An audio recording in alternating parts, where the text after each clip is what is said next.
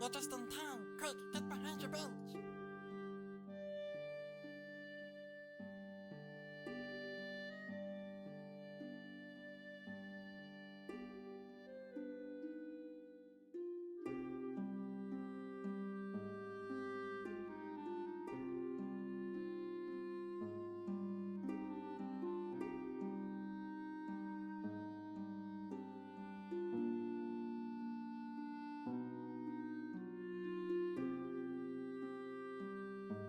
Good, good. Here's your lesson plan.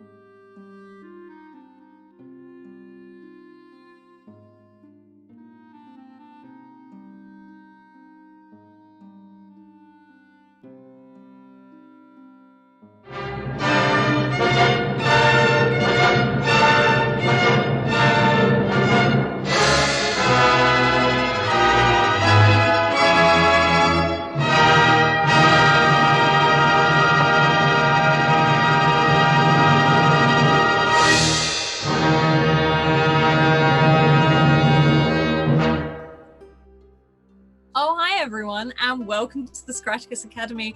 We are back with some Heroes of Redwall, which is my childhood, so I'm pretty damn excited about this right now. What I will do is please check out all of the links that are coming up in chat now. It's where you can find us on Discord and YouTube and everything on there, but also a very special thank you to our wonderful sponsors in the form of Bird in the Storm and also Mage Hand Press, who make this all possible.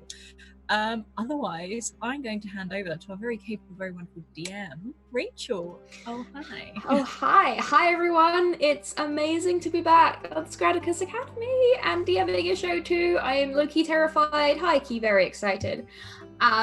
So, do we want to go through players first to introduce everyone? Bring everyone in? Cool. Well, then let's start with your lovely self, Alice.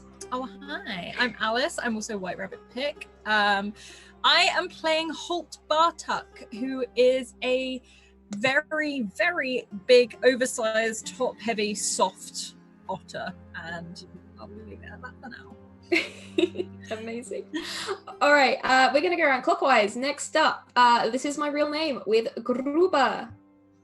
Hello, everyone. I'm Heavenly. That is my real name. And I am playing Gruber, a very shy young mole. I am so excited for these characters. That's all I have for him so far. Next up, D Sword. Can you tell us a little about Asha? Certainly. Hi, everyone. I am D Sword, Derek Sword. Yes, Sword is my real last name. Yes, it is awesome. No, you can't have it. I will be playing Asher, the badger. He is even bigger than an otter, but he's old, hefty, little curmudgeonly, but he has a very soft heart. I love badgers. Okay, and lastly, but certainly not least, Lady Anastasia Tiggywinkle. Hello. Hello. My name is Lady Anastasia. Oh, I'm so sorry. Yes. I am well-known, noble Lady Hedgehog. You've probably heard of me. I'm quite famous. And yes, that's all you already know everything about me, so I don't really need to tell you very much about me. Apart from the fact that she's teeny tiny little hedgehog with little white spikes and a lovely cloak of green that she always likes to wear. She likes to do needlework because it's a very ladylike thing to do. And she has a bit of a gift of the gab, likes to get into parties, likes to talk her way around things. She's quite posh because she's very rich and noble, don't you know? Mm-hmm, big time. Okay, so is everyone ready to begin our tale of Redwall? All right then, we have a little bit of a prologue for this story. Gather round, good abbey folk, lend me thine ears, for this is a tale to be told through the years, of our mighty champions through their sorrow and strife, of family and love, though with villains 'tis rife. The evening grows dark, settle down, one and all, and listen to our brave heroes of Redwall. That is at least how I plan to begin my tale, but stories are things that shift and change of their own accord after all, and it was many seasons ago now that those brave beasts came to our gates. It might be that I am remembering the details wrong, but that only makes for a more heroic tale, does it not? In any case, I am an old squirrel now, and I figured it was about time I wrote down this account in its entirety, as I will not last forever. Many of my friends who were there have long since passed on to the sunlit glades, and it is up to me as the Abbey recorder to preserve these stories for future generations. In fact, as soon as Brother Scabious heard that I was compiling the tale, he insisted that I bring it to Cavern Hall once it was completed, to read the Abbey beasts for the midwinter solstice. Well, that day has now come, and thank goodness I was able to complete the account in time. I'm about to head there myself now, but of course you are more than welcome to come and listen to the story. The hearth is warm, we have brought blankets and cushions down from the dormitories, and I'm pretty sure that Perry White has baked a batch of fresh pear and greensap custard pastries to bring along to the occasion. Quickly, I would not want to incur the wrath of the Dibbons should we be late, but you'll have to help an old squirrel along, mind you, my bones aren't all what they used to be. I sincerely hope that you will enjoy this tale. I will attempt to do our heroes justice in its telling. Who knows? Perhaps it will inspire you to go and live out an adventure of your own. Sister Janaya, recorder of Redwall Abbey. And so now, chapter 1 of our tale. The crashing of the sea foam against the shore is what stirs you, or perhaps it is the chill caress of the breeze billowing in from the ocean and ruffling your fur. Harsh sunlight beats down upon the white dunes and tussocks of tough grass as you slowly come to consciousness. The first thing you notice is the brightness, searing your eyes as you try to look about your surroundings. You are each half covered in soft white sand, though the temperature is starting to mount to such a point that it is almost a comfort to remain buried. Somewhere far away, the distant call of seabirds can just about be heard, and part of you worries for a moment that it could be the tones of the great ocean gulls that might hunt creatures such as yourselves, but it is too far off to be of any real concern. As the wind whistles through the stalks of grass ahead on the banks of the sand dunes, I would like to each describe yourselves as you start to shake the sand off of your limbs. We'll start clockwise, shall we, with Holt Bartok. Holt Bartok sort of lays in the sand for probably a bit longer, almost feeling it between his paws and enjoying the warmth of the sand and the breeze on his whiskers. And he loves the smell of the ocean, and the sound of the waves, if anything, make him feel comfortable. Despite not really knowing where he is, he sort of sits up and shields his eyes briefly, rubbing his eyes and then realizing they're covered in sand, sort of like spitting the sand out of, like, brushing it off the fur of his muzzle. Sort of looks around, stands up, and this otter is huge, probably much larger than a normal size for an otter, nowhere near as big as a badger, but it's something he's been referred to a lot. He's very top heavy. His arms were always used for swimming and archery, and he's very, very broad, but still very, very sleek. And he wears a very faded, very ornately decorated dark green waistcoat, which is far, far too small for him. And almost to hide how awkward it looks on him, he has a scarf tied around his neck and a belt, almost keeping it pressed enough together so it doesn't split as he tries to tighten it around him. Sort of brushes it off, looks around, and he's not elegant at all, as much as some of the other otters are. He sort of starts to trudge along, and he dips his paws in the water just to sort of wash his face off and wake himself up. Okay, so Holt, as you are kind of surveying your surroundings, you see a dark lump half covered by sand close by your footpaw. Gruber, as you come to consciousness, please could you describe yourself for us? Yes. I want to begin by apologizing about sound that may be coming through while I'm talking. The roommates did not discuss with me what was going to be going on above before they planned something. So if you hear weird noises, I'm sorry. I'll try and keep myself muted as much as possible. Gruber is very small. So as he unburies himself from this clump of sand he's found himself in, you would see that there isn't actually very much of him to be buried.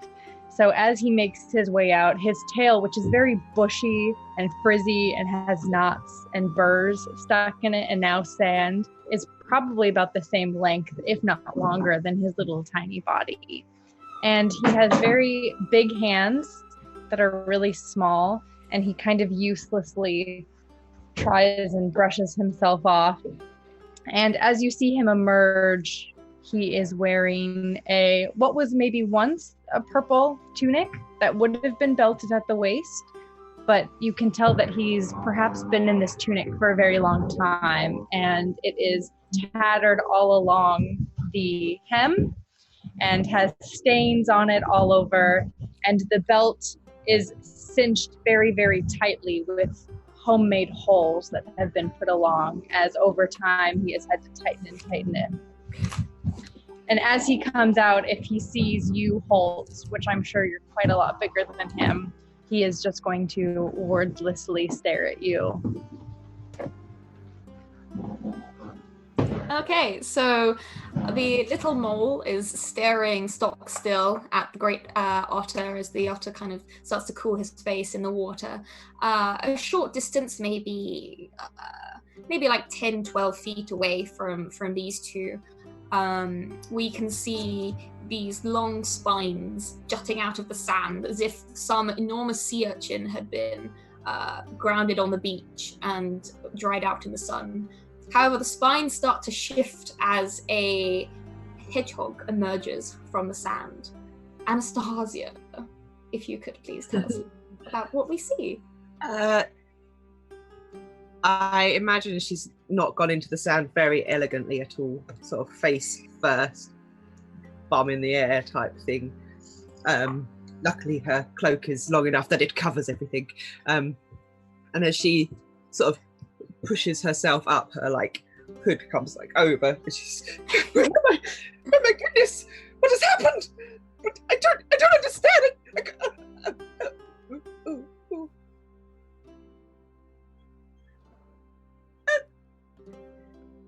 Where the devil am I?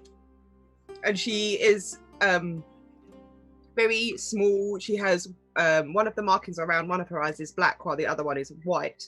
And she has really, really long white spikes that sort of come out of her cloak, because although she likes to pretend it's made of a lush, luxurious material, it's quite thin and old, and potholes are starting to poke through in it. And she's teeny, so she gets up, and it still looks like she's sitting down because she's so small. And she to look around. And I'm not sure this is what I arranged for. This is, oh no, I'm going to have to speak to Mother about this. This is definitely not on my itinerary. Oh dear. And just as you're saying this, as you say that you'll have to speak to your mother about this, you suddenly think to yourself, where is she anyway?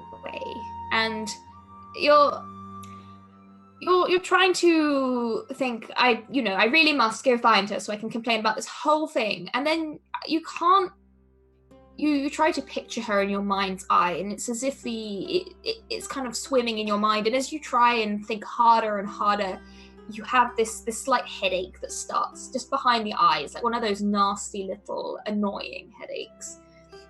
And as you're kind of, as this is going through your mind, a very large, what looked like perhaps should have been a very large rock in the sand, close to the three of you, suddenly rolls over, and there is a cascade of this soft white sand as a very large badger suddenly appears in the sand.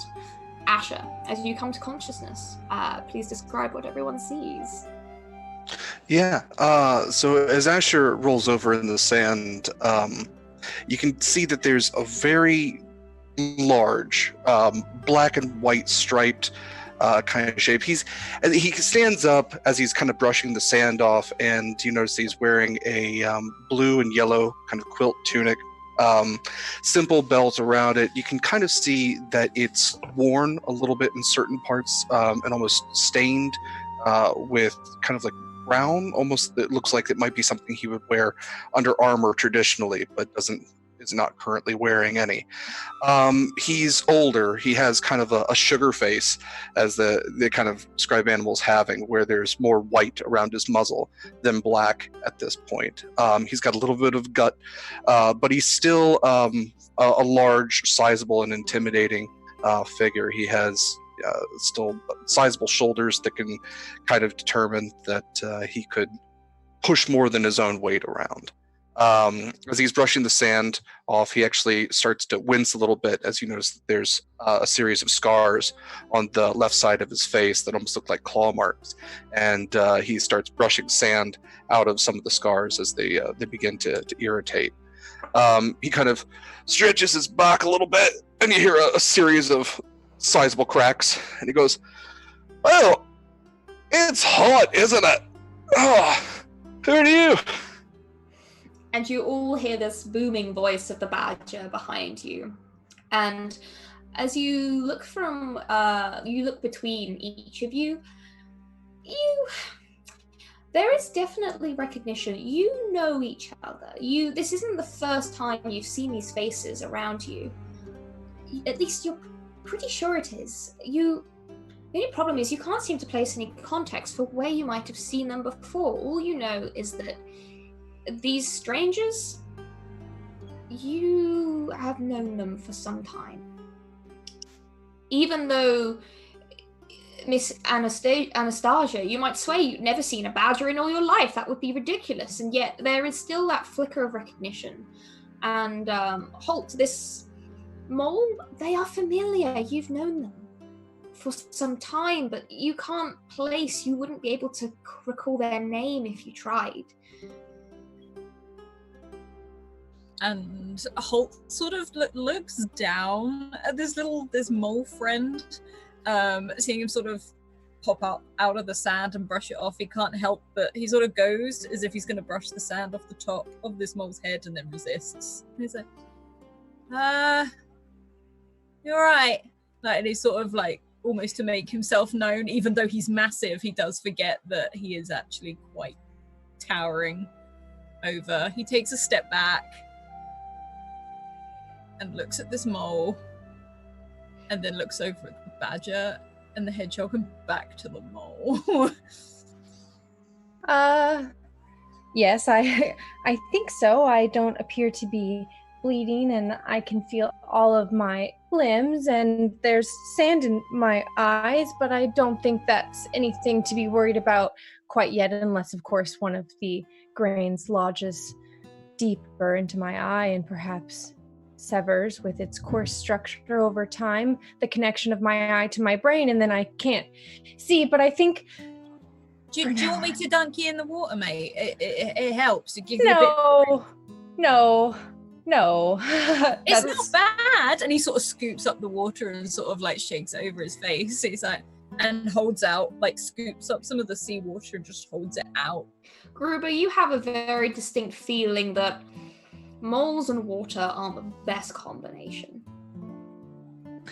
I think I will just let nature take its course. Besides, that's salt water. Yeah, it's great. It's really good for wounds and stuff as well. It will sting a little bit, but it will help. I think I read about that once, and I don't think you're supposed to put salt water on wounds. As you start to talk about the water and you start to talk about the wounds, you all four of you realize how very achy you are. Your limbs are incredibly tired. You feel your joints, they're very stiff. You don't know how long you were unconscious on that beach for or what happened before that. In fact, it seems your entire recent memory is a blur, but you ache a lot. This is kind of commonplace for Asher. At this point in his life, he's used to waking up and just aching all over. So he's kind of doing his traditional morning stretches, which he found that as he got older, he needed to do more and more. So he's stretching out his legs and he's twisting back and forth, and it's just popping all over. It's popcorn going off. It's unsettling to anyone but him. So the rest of you see the enormous badger doing yoga on the beach. Holt tries to copy subtly, thinking it's going to do something good about it, but... I don't understand what I'm here with these vagabonds. They must have been my baggage handlers or something. I mean, that does sound about right. As you're reaching back into your memories, Anastasia, you're pretty sure you're from a much, much better to-do place than this. You have vague memories of tall stone walls and comfy hearths and the most amazing food. But you can't quite pin where it was, what it was called, only that it's certainly not this place. These people must have done something to my memory. I do not like it. I do not like it one bit. You there, yoga badger. Yes. Where are my things?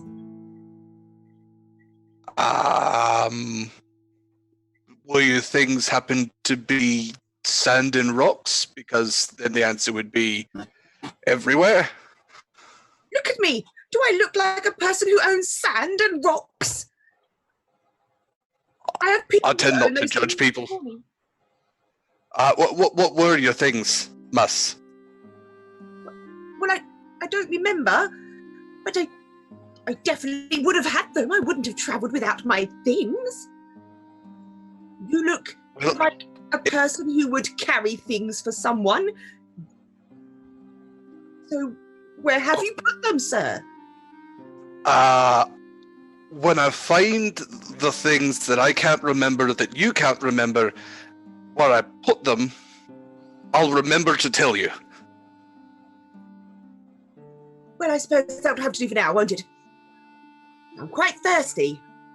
Could you get me a drink of water now? Thank you. And I'm just going to sit down on the beach and just like sort of cozy myself into the sand a little bit and try and make myself comfortable and look like I definitely need to be here. You do your best, and the sand is fairly soft and comfy, but it's very, very hot, and the sun is just kind of beating down on all of you. What about Gruber and Holt? What are you two up to? I think Holt has seen the others, and he's quite happy about being at the beach on the shoreline. He thinks this is exactly where he should be, and he sort of strolls over. You can see he's got a definite sort of like sway to him as you see his tail trailing in the sand behind him, which he isn't fully aware of half the time, and sort of approaches this badger and this hedgehog. He's like, "You all right?" Good gracious, you're tall.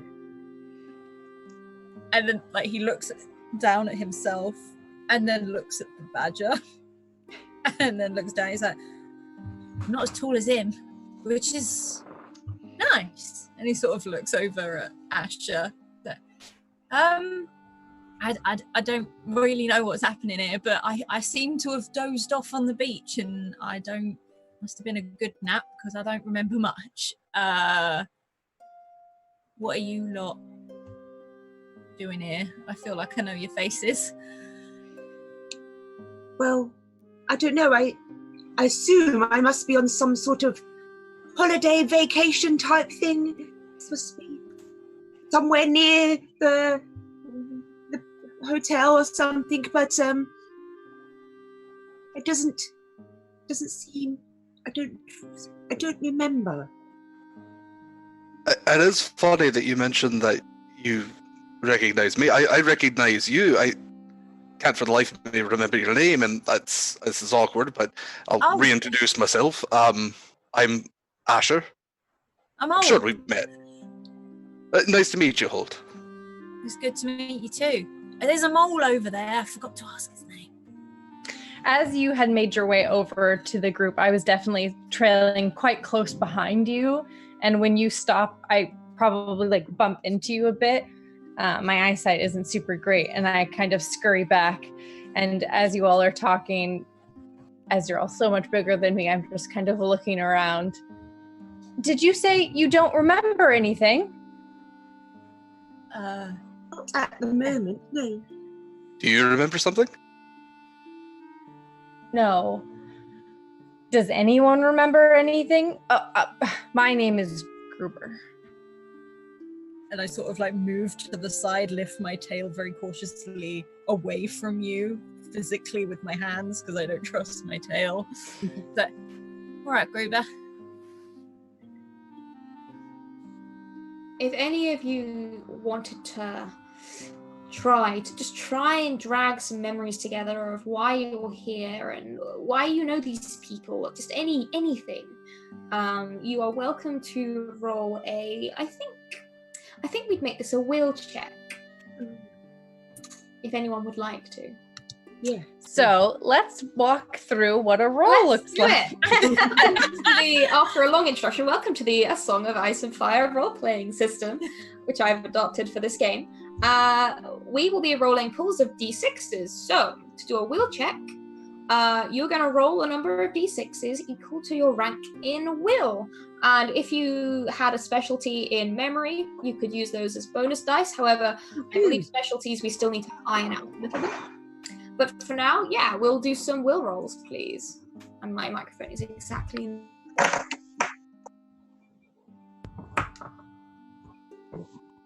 I got an 11. Oh, damn, Derek! I remember everything. Ilham's flashing. I don't. I'm just happy to be here. All right. So, this was... I solved the whole story. Thanks, everybody. You did great. So, the way the system works is we take the total of the d6s you roll, and you're trying to beat a difficulty for the action set by myself. So, the difficulty for this was hard, which is 15 and above. So, our resident badger has somewhat of a flicker. And something you remember as part of this is badgers are particularly attuned amongst the beasts. They're very attuned to tradition and their heritage. And badgers can live to be incredibly old. They outlive almost all other creatures by a long way. And so they tend to have pretty good memories. Perhaps this is why you are able to recall flashes. And as you do, you feel a soreness in the back of your head, and as you put your paw back, you've got a bit of a lump there. And as your paw goes to feel it, you see flashes of heavy rainfall. You see bright light suddenly arc through the sky, and you remember a horrible pitching, bobbing sensation and wooden boards beneath your paws. You were at sea, and you were in a storm, and you remember being cold, and you feel soreness around your wrists and your ankles, and as you look down, you can see chafe marks, as if rope had bound them. And that is what you get. The rest of you, you're a little bit sore in the head. Nothing's really coming back to you. Yeah, so Asher almost takes a step back. You know, he's feeling the lump on his head and then his wrist, because he's kind of remembering this pain. He goes, everybody stick out your hands in a circle. And he's going to check and see if anybody else has bound marks as well. Oh, immediately. Okay. Yeah, you see that everyone else does have very similar marks on their hands, or on their wrists and their ankles. I'm not sure where we were or what happened. I think we were at sea, and I'm not sure we were there by choice. I think we might have been prisoners, maybe? Are any of you criminals? Good heavens, no. Absolutely 100% not. Well, do you remember if you were a criminal, or do you remember, or do you not remember? I remember very well that I am not a criminal. Look at how I'm dressed. I am a lady of wealth and stature. I definitely commit no crimes. How preposterous. I've obviously been kidnapped for a ransom. Oh, this is most upsetting. I don't know why they took you guys, but maybe you were with me, carrying my bags, and they just assumed we were all friends. And Holt looks at how big his shoulders are and his arms, and he's used to carrying things. He's like, it's true, I might have been carrying some bags, but I don't think I robbed anything. I don't think I'm like a thief, or I'm not, I'd like to say I'm not that way inclined. I think. But you don't know, do you? Well, nor do you. I do know. I feel it in my heart and my soul that yes, I am definitely not a thief or a robber. Well, I feel it in my heart then that I am not a robber. Okay then. Did everybody else's heart feel like a robber? I mean, it It's could have been a difficult bag. to say what my heart feels when I don't remember anything. Right, valid. Then if we weren't criminals, which 3/4 of us are pretty sure, I'm going to say the mole's probably 50-50, we were probably prisoners for another reason, not a good one. I would never have been on a boat by choice. Why not? The sea is very dangerous. I mean, she does have a point, or sorry, he does have a point. We did seem to wash up on shore.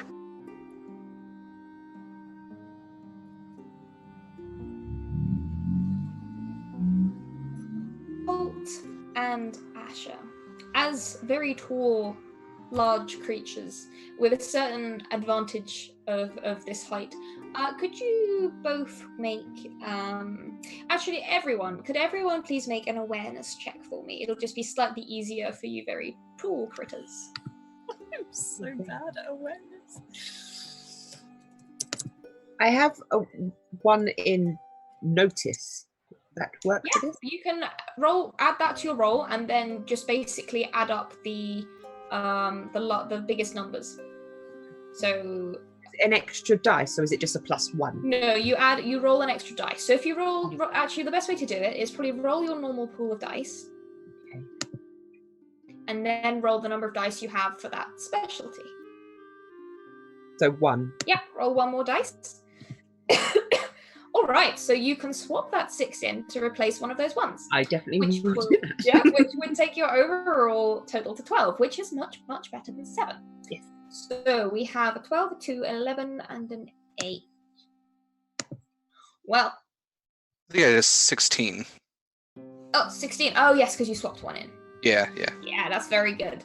Again, Holt, maybe you've got a bit of like sand in your ears still, or like you feel a bit of grit in your eye and you start rubbing it to get it out, so you don't quite notice. However, Asher, as you tower above the rest of the companions, you see amongst the, and also Anastasia will see this as well, amongst the sand and fragments of shell and dried seaweed, you can pick out larger shapes. Salt-crusted lumps of timber litter the ground around you, splintered and wrecked beyond repair or use. Perhaps, Asher, you can see how a big lump of wood could make a good weapon if you needed to defend yourself, but they don't really have a whole lot of use left in them. You also spot rags of tattered sailcloth that have been pinned underneath bits of timber, and what looks to be a large, like a long barge hook style implement lying in the sand. Close by this, and Asher, you're the only one who sees this, close by the barge hook, you see a rounded shape in the sand, and it looks like it's stirring. Okay. I'm going to get the attention of everyone else and kind of point towards the shape, but I don't think that we're alone. Well, maybe it's another one of, and he looks around, us. True. On the other hand, we do know, I'm at least pretty sure, that we were on that ship not by choice. That might be one of our captors. I think being cautious might be Well, we could The go best- ask him. that's true. Asking seems like a very foolish idea, if indeed this is one of our captors. Yeah, but we got a badger. Like, and he looks over at Asher. What if he's bigger than a badger? Or what if he's a meaner badger? I looked at Asher.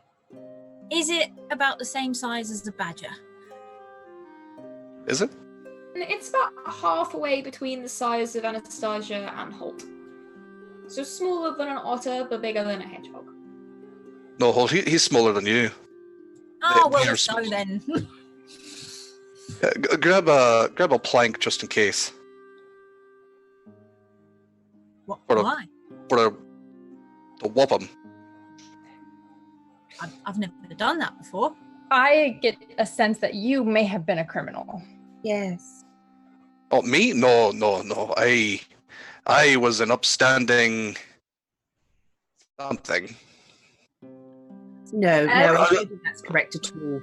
I remember As I I say- did fight, but I did it for a good reason. As I say, I think you may have been a criminal. I do move to stand behind Asher. Holt is walking with purpose, tail trailing in the sand. So, actually, describe to me what a barge hook is, because I'm not familiar with what that is.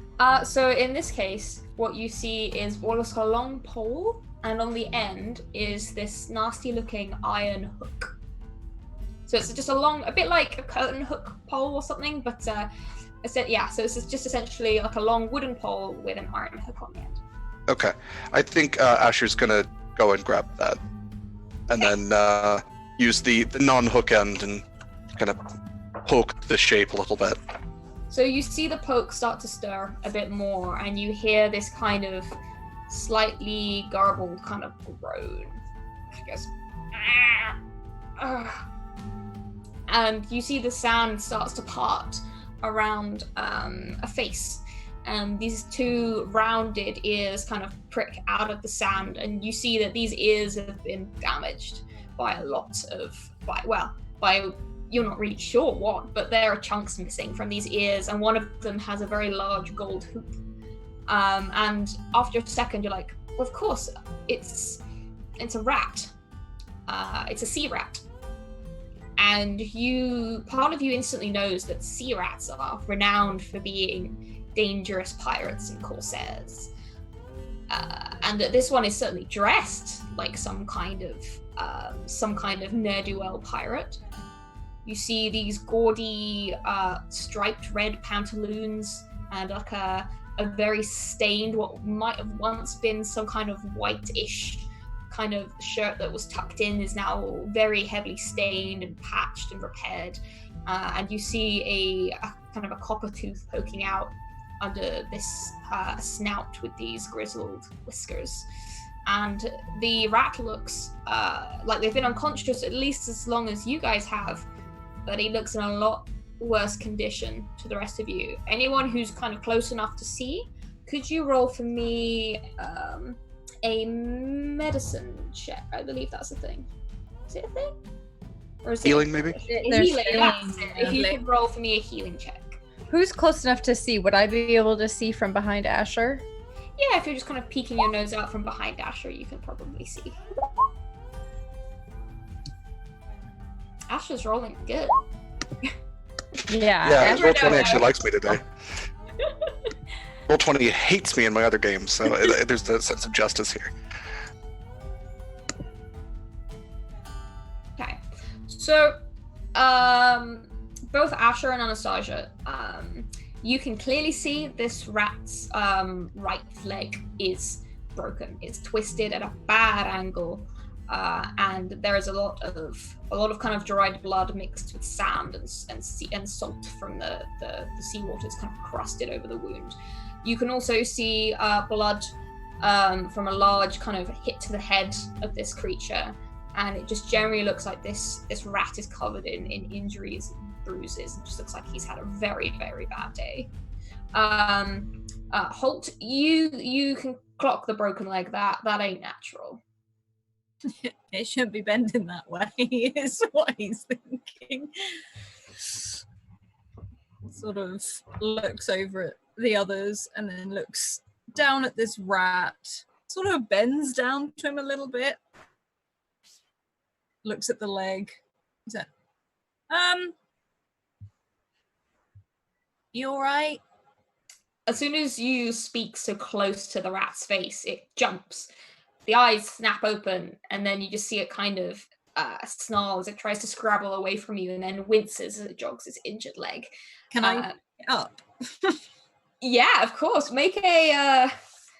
I think this would be athletics. That's kind of like strength in this. Make an athletics check to grab him by the scruff. I can do that. If I get all ones, I swear to God. Oh boy, this is a strong otter. You so this is what would be called. We haven't really talked about this yet. This is what would be called a crit. Because if you have degrees of success which dictate how successful you are, just because you pass a check doesn't mean you might have passed it well enough for certain situations. However, if you pass it by a margin of, I have written down here that this might not be right, over kind of 5, between 5 and 9 counts as is enough for a crit. So you instantly hoist up this rat, and he starts kind of scrabbling in the air. Put me down, you beast! Put me down! Beast, and he just sort of like holds his. He hasn't done this in like a grab to like shake him or anything. He's just picked him up, thinking it's a normal thing. He's like, "If you keep running about, mate, you're gonna hurt your leg more." Well, I don't think I can run anywhere right now, can I, River Dog? Put me down. And Well, then stop trying. And he sort of like looks and sort of does that. I'd like to walk over to the sea and dunk him in it, please. If we are captor, I say just hold him down. I look in horror. You hear like this protesting from underwater at this announcement from Anastasia. I sort of pull him back up. Yeah. Have you pulled off yet? I've just got more salt in my eyes now. It's good for you, I'm telling you. And I look over at the mole. I'm a sea rat. I know all about seawater and what it's good for. Put me down. And I sort of do it. And I look at the others. And, am I being rude? I mean, he's not going anywhere. He was probably our captor. Ask him first. Ask him if he was our captor. Rude. You got hair for brains, Otter. He's very rude as well. Very rude. I'm a little bit like upset by it, and I'm like, "Were you our captor?" Well, not me personally. But you were somehow involved. Well, yes, can't you tell by the fragments of ships surrounding us? I look back because I've rolled absolutely poorly on my observation. And now you notice all these parts of hull and like planks and shards of wood that are surrounding you guys. Yeah, I noticed that. I'm very. I do love that Holt is like Sherlockian, like pulling this together. I'm just like, I noticed. Like, quick glance back at the others. I'm like, well, why were you our captor? Why should I tell you that? I mean, we were meant to be sailing away from this blasted place, not coming back to it. I pause again and I dunk him back in the water. Bubbles drifting up. Pull him back out. Why were you our captor? Because I had orders. Do you understand that? I get told what to do. I do it. Doesn't matter anymore. Though, does it? I'm dead now. Just leave me be. Let me rot in the sun for all I care. I'm very confused by the situation. As I say, looking over at the others as I hold this rat. Like, why would you want to die in the sun? Well, let's just put it this way. It's a darn sight kinder than what will happen if the boss catches up to me. Okay. Boss who? Good question. Thank you. Yes. Thank you. Look, I might be a sea rat, but I have some sense of pride. I ain't going to go telling you who the captain is. And then he realizes what he said and just kind of looks awkwardly aside. But he left you. Well, yeah, that's what happens at a storm at sea. He wasn't even on the boat. He didn't really have much control over the situation. As far as I'm concerned, everyone on that forsaken barge is at the bottom of the ocean now. We're probably the only ones that survived. Well, I tell you what, why don't you come with us and we'll see what happens? He kind of spits in the sand again. I'd rather I don't burn like here. him at all. It's not. No. He's the criminal. Very, very obvious. you see him spit? It's disgusting. Disgusting. You know, and they sort of look back at the rat. You really shouldn't spit in front of the lady. Thank you. Finally, some manners in this place. Oh, where's my drink, Badger? You see the rat rub his head as if the sound of Anastasia's voice is just deepening the ache. Look, if I were you lot, I'd get out of here as fast as you can. They'll be sending hunting parties to look for any kind of survivors. If they catch up for you, it's a heck of a lot worse than if you had some to the bottom of the ocean. Oh, all right. Thanks. And I put him under my arm and I start walking up towards, like, back to the other side. So we should probably get out of here. Perhaps we should investigate further what we were doing aboard the ship. And as you get closer, I'm going to reach out my little hand and I'm going to kind of like swat at the sea rat. You tell us now what we were doing on that ship. And then I look up to see if Asher's looking, and then I look at the rat. Make a persuasion check for me, please. Asher's looking down very approvingly. Oh yeah, that was a good hit. Yeah.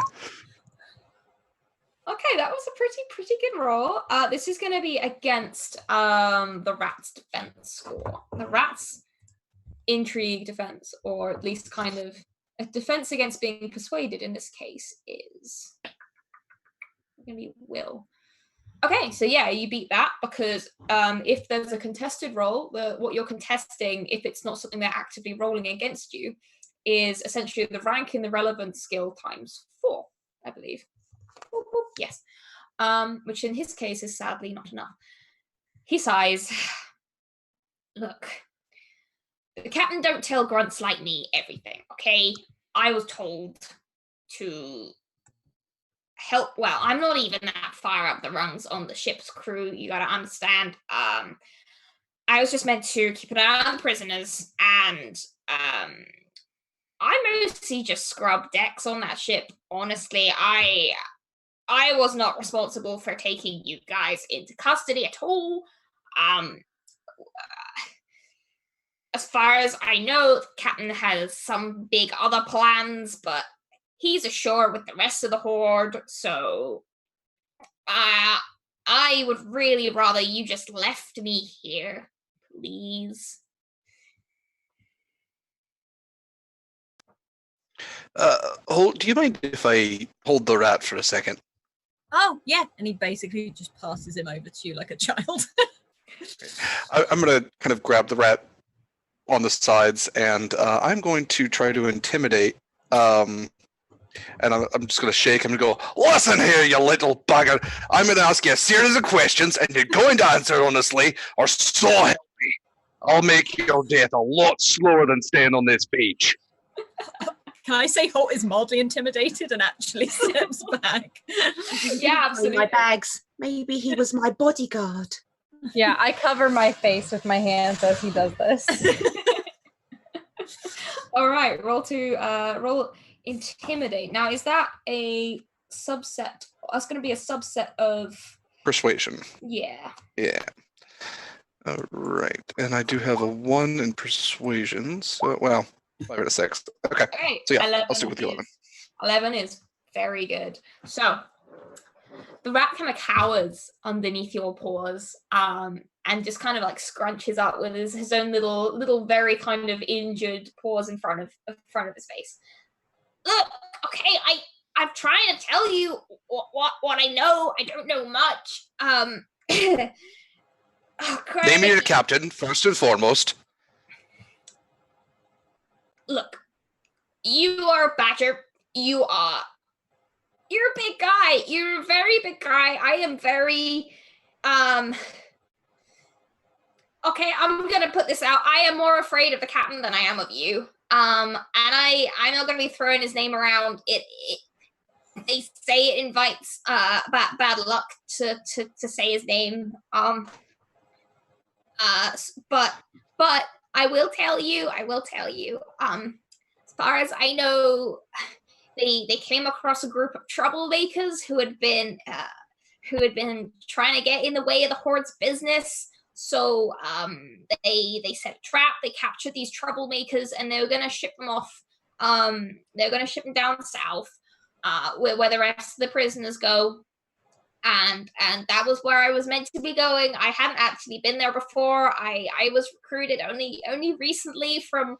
I mean, I was part of a much smaller raiding gang. We kind of ourselves got attacked by the captain and his crew, and he said that those of us who didn't put up a fight, if we fought for him and joined the horde, that we'd keep our lives. And I honestly, I was just doing what I was told. Okay, nothing more. All right. Sorry, Asher's a little insulted that there's actually somebody scarier than him. So he's a little hurt with that, but he's like, all right, Rat. What's your name? Let's start with that. All right. My name's Pablo. All right, Pablo. Were there other prisoners besides us? On that boat? Nah, it was just you lot. I'm sorry, are you saying that we were the criminals then? Are you saying that we were the people that were being kidnapped? The bad people? Because that is so incorrect.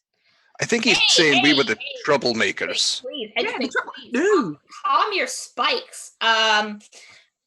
Look, you are causing grief for the horde. So the captain removed you from the situation. That's all it was. Question.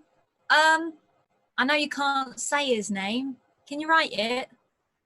Valid point. I mean, could if I knew how it was spelled and if I knew how to write. He's illiterate. It's all right. I can't read. I just was hoping one of these could.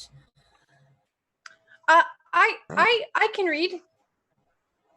Yeah, but he can't write still. Oh. Yeah, it's a problem inside a problem. It's So, is he a rat like you? Nah.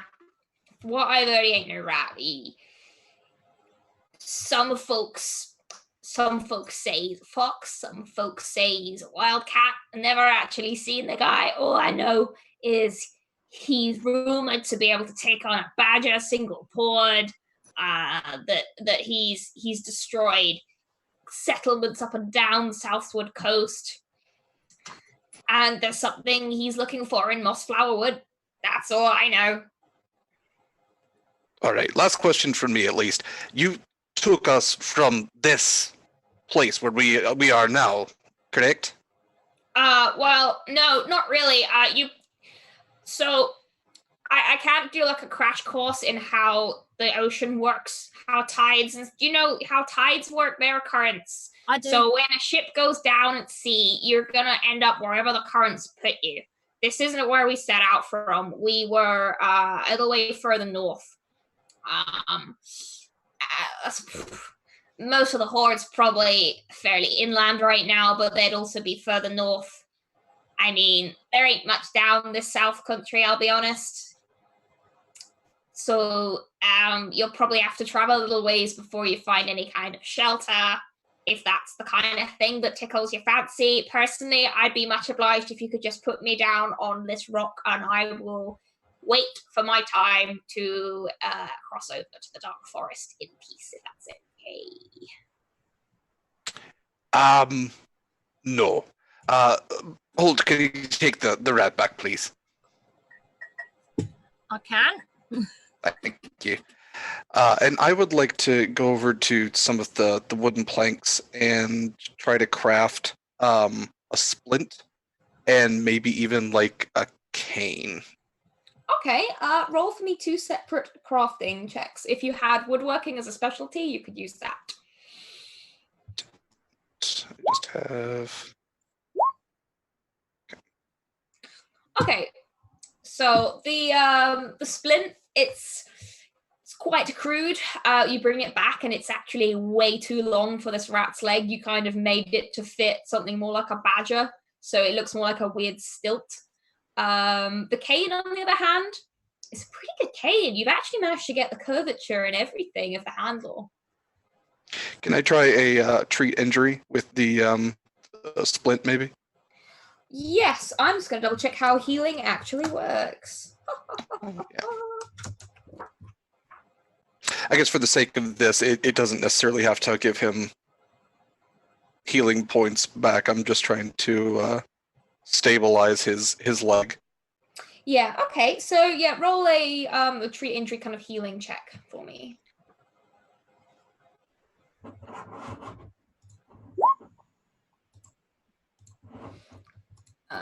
13. Oh wow, that's pretty good. So Oh wait, no, that was the other check. yeah, so it's what is that? 11. Okay. No. No, yeah, 9. 9. Okay, so you kind of strap the you tear off a few chunks of cloth from the sea rat's shirt and strap the splint to the leg. He seems to be able to put like a tiny bit of pressure on it, but if this is gonna actually heal, it needs to be properly dressed, it needs to be cleaned out, it needs a lot of care, and the rat would need to rest somewhere clean and safe and kind of take it easy for a long time. Okay. I'm gonna get in his face a little bit and go, "You're not gonna die here. Go somewhere else. Take care of yourself. I'll stop doing bad things." Kind of looks at you, bit of a frown. Roll a persuasion check for me, but not intimidate this time. Okay.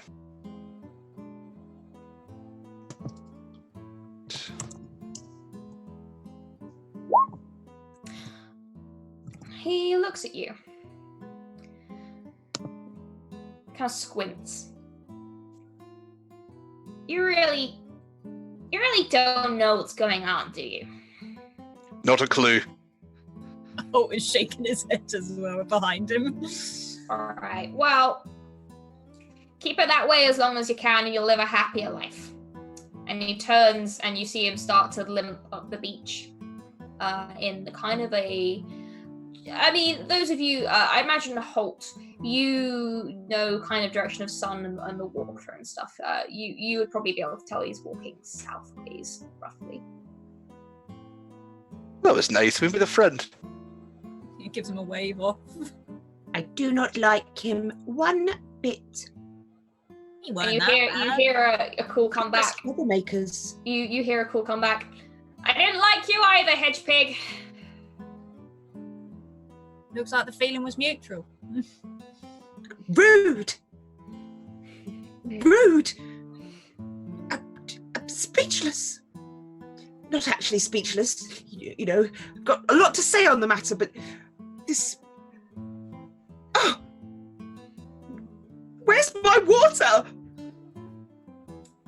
You, all of you look around. You're kind of aware that you cannot see any sign of freshwater streams or rivers or any sign of fresh water. And from the amount of time you're unconscious on that beach, you realize your mouths are pretty parched right now, and there is suddenly this great booming rumble, and you realize it was Ash's stomach, and you're also pretty starving. Holt rests like a paw over his stomach, and he's just like, you know, I could really go for some hot root shrimp stew right now, but I don't think that's going to be anywhere close, really. Should we get moving? Because, you know, I'm very worried that the rest of you might be hungry. I think that's a good idea. I think the last thing we're going to find on this beach is something to eat or drink. I mean, and he sort of looks over and he looks around for a bit. He's like, I don't have my fishing rod or anything, so... We have a hook? Excellent. I mean, I could try. Let's maybe move away from the ocean and see if we can find some water first. That should be our first goal, I think. Holt looks a tiny bit sad by that, but he's like, yeah, no, yeah, you're probably right, mate. We'll be finding other water. I mean, we're going from... Oh, yeah, no, my stomachs are grumbling, and I think we should go find something to eat. All right. Everyone agreed? Well, I you are my bodyguard, so I'll just go where you go. I don't have anywhere else to be. All right, so which direction? Again, a great point from them all. Yeah. Which direction would you like to start traveling in? You've essentially got south down the beach, kind of north, which is up the beach. And then as you go inland, you see there are a lot of these white sand dunes with this really tough dune grass that kind of pokes over the top. And then further still, you think you can make out some kind of, like the hills seem fairly, not jagged, but it's certainly a hilly landscape that you can see, and perhaps maybe some heather and almost a bit like moorland. You can't obviously see much shade or trees from here. Not a lot of green. Not a whole lot right now from here. This place seems quite barren. Okay. Also, for the purposes of your barge hook, I'm going to say it has the stats of a standard spear. It'll be the damage it will deal will be just equal to your athletics.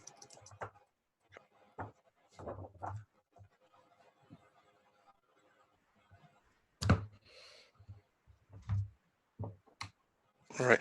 And actually, besides the detritus, is there anything else around? Anything that's intact? Any boxes or any kind of stuff that would indicate there might be supplies just on this area of the beach? You can't really see any sign of boxes or anything that's intact as far as you can tell. It sounds from what was described that the ship you were being carried on probably didn't have a whole lot in the way of cargo or supplies. Okay. Right. Well, I am fine at tracking things, but I'm not really great as far as foraging or anything like that. I guess if I were to make any estimation, I think we should not go the same way as the sea rat. So that negates south, unless you wanted to follow him. I just figured he's probably going to meet up with some other unscrupulous folk. Any suggestions? Well, we're not troublemakers, so we definitely should not go that way.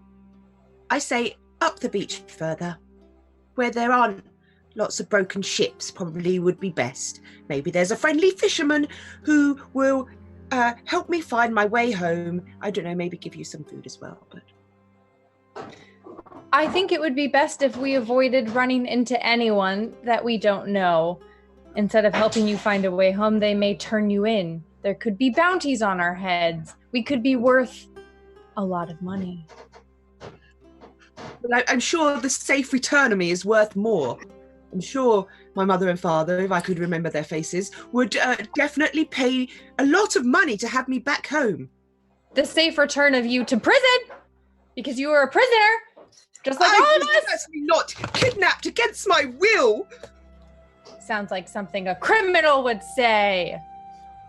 Sounds like something a lady of high status would say. A lady criminal of high status. I'm very confused. So are we going up the beach? I will do whatever you all want to do. I don't have an opinion. Like you do. Right, well, Lady criminal. yes, up the beach. Ladies first. That's... Actually, bodyguards first, I believe, is the correct way of walking. I will stand directly behind you in case of trouble. I see I'm going to have to reteach you how to be my bodyguard. That's okay. For the moment, you have lost your memory, but when it comes back to you, you will remember all of your manners. Okay. Asher! Asher! Yes, Gruber. Sounds like something a lady criminal would say if she wanted to stab you in the back. I don't trust her. To be fair, her back literally is stabbing.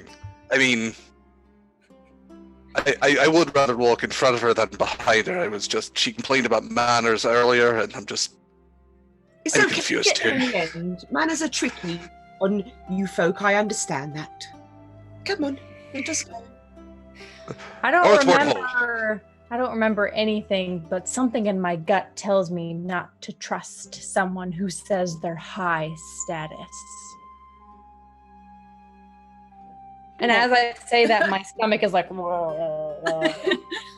Holt is looking between these three that seem to be arguing amongst each other, his stomach also growling. He's like, can we decide who's a criminal, who's high status, and who doesn't trust no one once we've got food in our bellies? I think we have already worked that out. High status, doesn't trust anyone, is a criminal, probably. Well, what am I? The bag boy! We established this already. Oh, okay. Yeah. The Yeah, big okay. arms. Carry the things for me. Okay. Excellent. All Come on, right. bodyguard. So as you head northward up the beach, I would like someone to make an awareness check, someone to make a navigation check, which is going to be survival, and somebody to please make. If someone wants to forage for food as you go along, you can do that, and that would also be a survival check. I can do the food foraging. I kind of have it in my mind that Grouper would have some type of skill that would be good for finding food. That makes sense. I will do the awareness. Then I will do the survival. Was there another one that needed to be rolled, or? No, it's just the 3 checks. Okay. I'm going to change Gonna that one. stroll. Alice, what do you have in survival? In survival, I have 3. I have 3 as well. So I okay. You roll. Holt's probably just mooching. So. All right. So starting with Anastasia, did you roll awareness? Was that? Yes, and I have noticed, so I rolled my extra 1. Okay, right. So you get a total of 12, I believe. Yes. Okay. So with a 12, you're looking around, and you spot something familiar off in the distance ahead of you, and I'll get to what that is after I've just done the other checks. Gruber, with your big digging claws, you're moseying along, and then you see that on kind of the dunes and the moorland side, and as you're heading north, the ground is starting to rise a little bit. You come off the beach and onto what's more of a cliff. And Gruber, you see plants that look, something in your memory kind of recollects that these look like the leaves of some kind of edible roots or tubers. So you set about kind of digging these up with those big powerful claws, and you find yourself some wild parsnips. Which and then as you kind of carry on, because that was a very good roll, I guess you're probably just holding these for the moment by the green tops, and then you pick up a smell with your very, very sensitive little mole nose as it kind of twitches, and you smell something that smells very much like onions. And as you're kind of casting around, you see these very straight, pale green shoots coming out of the ground nearby, and you recognize these as scallions, or wild onions, and they are also very edible, very strong, but they do lend a good flavor to stews and stuff. So you also dig those up, so you have some parsnips and some scallions. As for Asher, I believe you were rolling to kind of navigate. You're looking around, and again, there's a subtle twang from your memory as well. You recognize country like this. The rolling hills, the sand dunes, and the beaches. This is vaguely familiar. You know land like this. You don't know this place particularly, but you definitely know somewhere like this. And as you're kind of mulling these thoughts over in your head, you realize you've been walking for some time, and you actually don't know where you're going. You recognize the area, but you're not sure where you are. So going back to the top with Anastasia, as you're peering ahead, you're kind of squinting off into the distance, you can see a plume of smoke. Still quite a way off, probably a couple of miles still in the distance, but you can see a small amount of smoke rising into the air. Does it look like it might be from a chimney or from a fire? You're not sure at this distance. You think you'd have to get a little bit closer. say, bodyguard, I may have spotted civilization over there. Oh, You're welcome, everyone. It appears the lady has noticed some smoke. Well done. Like cooking pot smoke, or Oh, well, I can't tell. It's still a way off in the distance, but it's possible that either there's a fire going or there's civilization, and we should be able to find someone to get us home.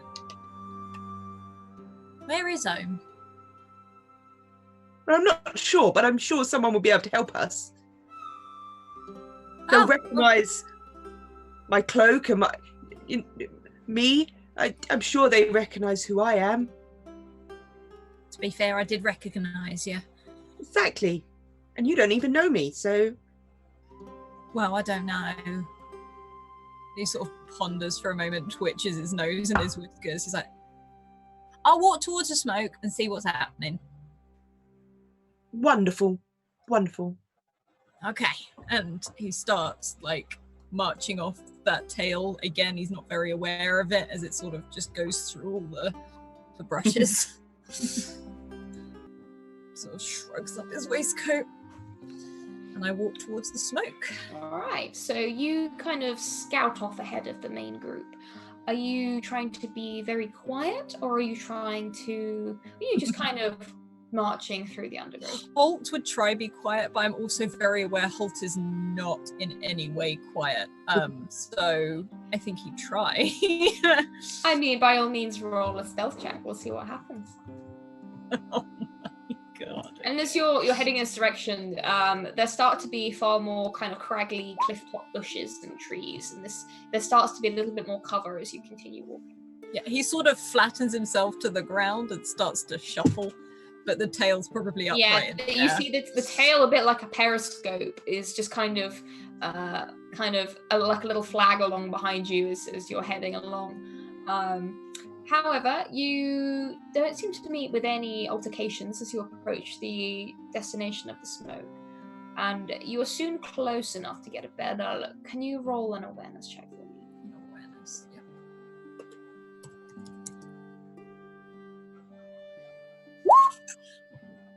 Okay, you're close enough whereby you can see now.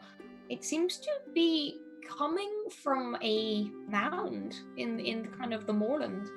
You can see a big kind of very smooth dome of earth, and it looks like the smoke is coming right out of the top of it.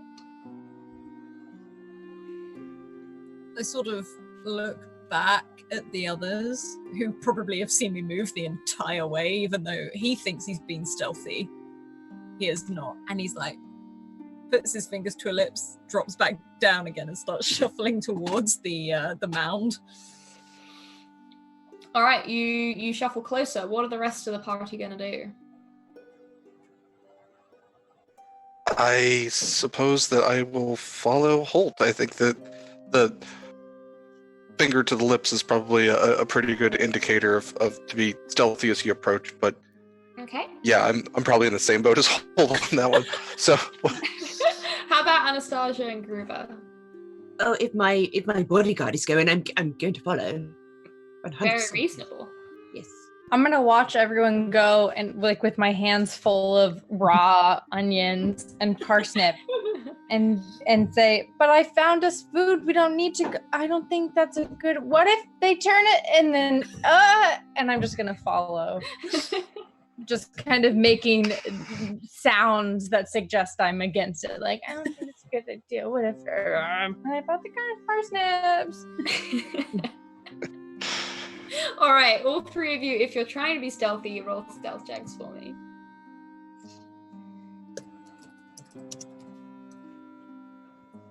cool. Oh. Makes sense. Little ones are stealthy. Yeah, the smaller of the two. Hi, Holt. Yeah, as I stand up. Especially alongside the bulk of your other two companions, you flit through the shadows almost unnoticed completely. And the four of you are soon standing on the edge of a hill looking down at this great big grassy dome. And now you're a bit closer, you can see this looks like some kind of homestead. Smoke is coming through a chimney that pokes out the top of this grassy roof. And you can see, kind of around the front, you can see a fairly sturdy looking round door that allows entrance to this small home. And then around the front, around this door, you see quite a delightful looking little garden. There are numerous kind of flowers that you'd find down by the ocean and down near the seaside. You can see little stone gardens. You can see what even looks like a little vegetable patch. And then it's like a very long strip of garden, and there don't seem to be any other settlements around here other than this large grassy dome. And kind of a little further off inland, you can kind of make out what looks like these little these very small little brown boxes, and you can hear like a very, very gentle buzz on the breeze coming from that direction. Do we knock? Do you reckon? I had the same thought. I mean, it's polite to knock. That's what my mum Yes, said anyway. And Molly fella here has gifts that we can give them. It's always polite to, when you go to someone's house, to bring them gifts. We have gifts of, what are these, onions? You take your welcome. This is our dinner. Yes, so if we gift it to the people who invite us into their home, then we get to eat it, but also with their delicious foods. You don't know that. We could be giving away our dinner. Well, only if they invite us in. Give them the delicious... That's how manners works. We have to teach you so much. Manners don't keep your belly full. I don't know why I had an accent when I said that. You've had a head trauma. It's perfectly fine for your accent to be going all over the place. Again, I'm watching backwards and forwards between this mole and this hedgehog, and I look at Asher briefly and I'm like, should we just go knock? It's very important that we Yeah, I think that it'd be nice. Let's just go knock. Yeah. Okay. And I sort of stand upright, and I'm probably very big in this field, and I start wandering down to this door. How big is this door compared to me? So this door is slightly smaller than you. You could fit through it just fine. Asha, you would fit through. It would be a bit more of a squeeze. Anastasia, this door is perfect size for you, and by extension Gruber as well. Gruber, they're our size, and therefore they will give us food. They'll know who I am. I'm like, I see he sort of brushes himself down on his little waistcoat again, sort of straightens things up. He's like, okay, make a good impression, Holt. This could be Can dinner. I just say before we do this that I think this is a very bad idea. We don't know anything about these people. They could be criminals. They could eat people. Yes, but apparently so can we be criminals, so it's fine. Exactly. So whether or not if we're criminals, then they're not going to want to let us in, which makes sense because we're criminals. But if they're criminals, they're going to want to let us in because they're going to want to murder us. Should I just knock and Just you lot knock, could yes. go? Well, no, but why don't you lot hide if you're worried? I'm not worried. I'm gonna stand right next behind to Holt. Asher. I'm gonna stand right next to Holt, just kind of like, oh, have you heard the good news about Redwall Abbey? Okay, Don't do that. We want dinner. and I knock.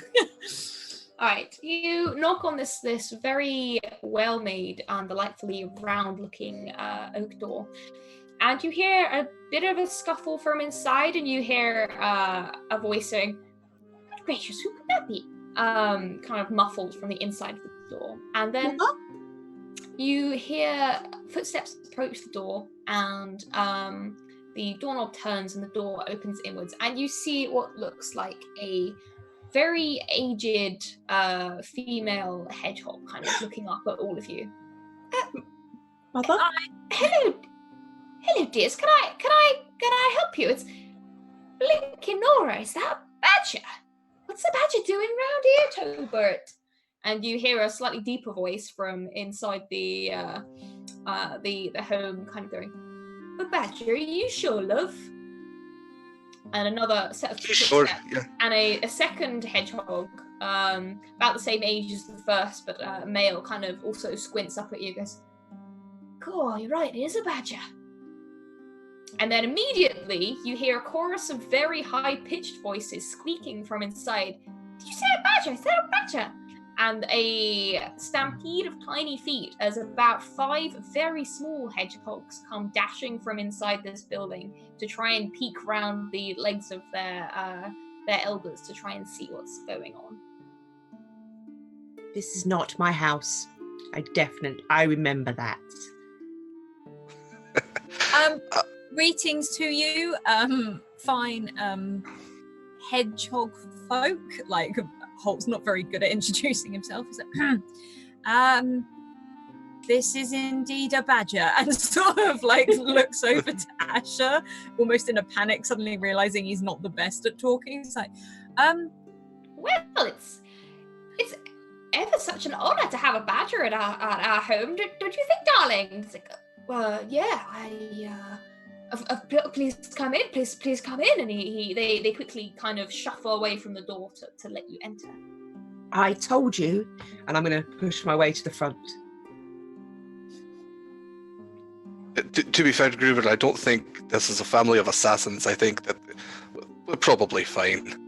Yes, hedgehogs are not assassins. I'm sorry, what are you talking about, assassins? We've had an odd day so far.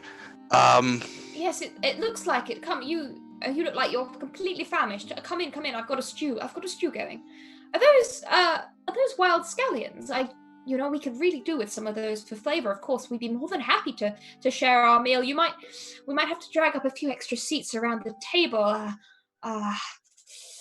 Uncle and Auntie Bilberry will have to move over there. And you see the female hedgehog heads back inside, talking about some considerably complicated seating logistics. And you see inside of this domed mound of earth is a very large reception room. Almost. You see a big kind of black stove that's bubbling away with a huge pot of stew on top of it, and you see that the fumes from the stove are leaving through this pipe that goes right to the center of this domed room and out through the ceiling, which explains the smoke you saw before. And you see that there are numerous other rooms that go downstairs underground from this main chamber, and you see lots of spiky little faces looking at you. There were the 5 original very small hedgehogs. You see some other adult hedgehogs. You see some very old hedgehogs, and then some even tinier hedgehogs. There seems to be quite the extended family living in this little community. I'm pretty sure my house was bigger than this and had less people in it. But we thank you for your hospitality, and we offer you these onions and parsnips. And she push Gruber to the front. I don't want. Yes. Good mannered. And I extend my hands, my armful of raw vegetables that I found. You see an older hedgehog kind of poke through and kind of collects them from you. Say, "Oh, these will do just lovely for the stew. Thank you so much." And you see her kind of toddle back wearing this rather stretched apron to go and start washing these vegetables and preparing them from the stew. And indeed, the smell from inside this small homestead is absolutely delicious.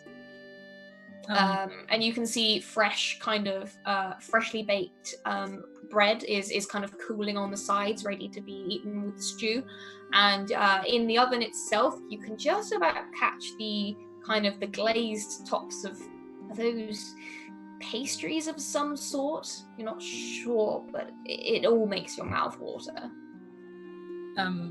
Holt he can feel himself salivating and he's really trying not to, but his nose is twitching and the whiskers are twitching as he smells it. His eyes close briefly to just take in the biggest, the deepest of breaths, but he's also holding onto his tail because he's very aware of it making crashing sensations if it does, so he's sort of clinging onto it at the side, and he's watching these tiny hedgehogs out of curiosity more than anything, just watching them be them. There's a bit of a standoff as you're staring at the hedgehogs and the baby hedgehogs are staring at you, and you're both trying to suss each other out. Meanwhile, a second kind of contingent of young hedgehogs is very much trying very hard to climb on Asher's very big, strong arms and climb up his back. And they're saying, "God, this badger dog's huge. I've never seen a creature as big as this." And you hear another one kind of reply saying, "If you get to the top, I bet you can slide down his back." And they're generally just trying to turn Asher into a climbing frame as the adults are all kind of shuffling around trying to herd them into the right places for dinner. As all of this chaos is ensuing, one of the male hedgehogs, who looks to be dressed fairly well and seems to wear some kind of driftwood carved necklace around his neck, approaches the four of you and says, "Try and ignore the young ones if you can. They've never really seen folk like you before. We only really hedgehogs around these parts. But if you're hungry and it looks like you are, you're more than welcome to share our table this evening. All I ask is, when you're done, I have a bit of a proposition for you, if you'd be willing to hear it. I don't like to ask things of my guests, but we're in a bit of a situation here, and after you're fed and you're warm and you've had some rest, I'd be much obliged having a sit down chat with a lot of you." I think that's only fair. You've given us food, a place at your table. I ask just one more thing. Can you get the Lady Anastasia a glass of water? She's been asking for one for hours, and I have been just bereft in attempts to find one. The old hedgehog laughs.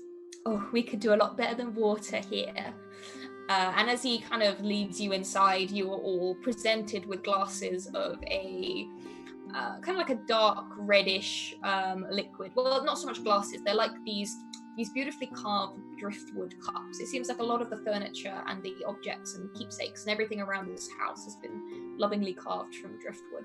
But you're all presented with these cups, and in your case, Asher, you've got a small saucepan filled with this this kind of dark red liquid, and it smells delicious. Yeah, I kind of imagine Asher's just sitting on the floor so that he's at least at eye height with everyone else. He's trying a little above eye height, but you do your best.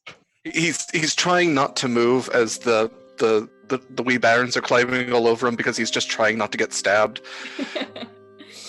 Yeah, you can feel hedgehogs are kind of just like they're climbing up to your shoulders and kind of slide down your back. And if anything, they're fairly stubby spines. If anything, they're kind of combing your fur out quite nicely. But as you take a seat at the table, you see a lot of the adults and the hedgehogs who are a bit older and a bit wiser are also taking their places, and the large female hedgehog takes the huge vat of stew off of the cooker and sets it down in the center of this table. Come on, the rest of you lot, sit down now, it'll go cold. I very hesitantly sit down, and I am sniffing the stew for any smells of meat that might be suspicious. Roll an awareness check. I'm looking for a comfortable chair to sit on. Oh, they've provided whilst there aren't enough chairs for everyone, you see a lot of the little ones sitting on like very plump cushions, and there are lots of cozy, comfy, kind of homely comforts that have been provided. And indeed, there is a small kind of stack of cushions that have been arranged for you. like a throne. I like it. Oh wow. Okay, 23. With a roll like that, Gruber, you instantly get a pretty complete idea of what's in this stew. Obviously, you can smell the onion-scented scallions that you provided. You can see the lumps of parsnip. You can see lumps of sweet potato. You can see like normal onions along with the scallions. You can see evidence of maybe that little bit of garlic. You can see squash. You can see chopped carrots. You can see celery. You can see leeks. It's an incredibly mouth-watering looking stew with this rich onion gravy that's just kind of suffusing it with flavor as steam gently rises from it. And honestly, it looks amazing. You cannot see a thing wrong with this stew. These hedgehogs know how to make a good stew. And the bread as well, it's freshly baked. It's almost itself still steaming from the oven. And it's got that slight sourdough taste to it. All of it's been very lovingly crafted. I'm hungry. That's my goal with this stream. Holt has sort of positioned himself next to Asher, trying to copy what he's doing because he's aware of how big he is as well.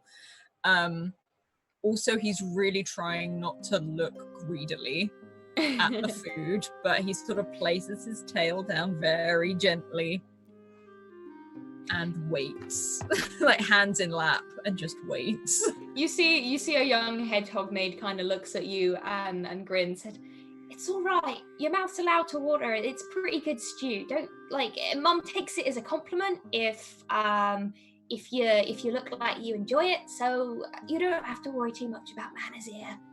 And then you see that the mother walk by and kind of playfully bat her with her oven glove, saying, "Petunia, come on now. Manners are very important, and we need to be on our best behavior for guests after all." Kind of, Mom. You're also now aware that there are several small hedgehogs trying to climb on your tail.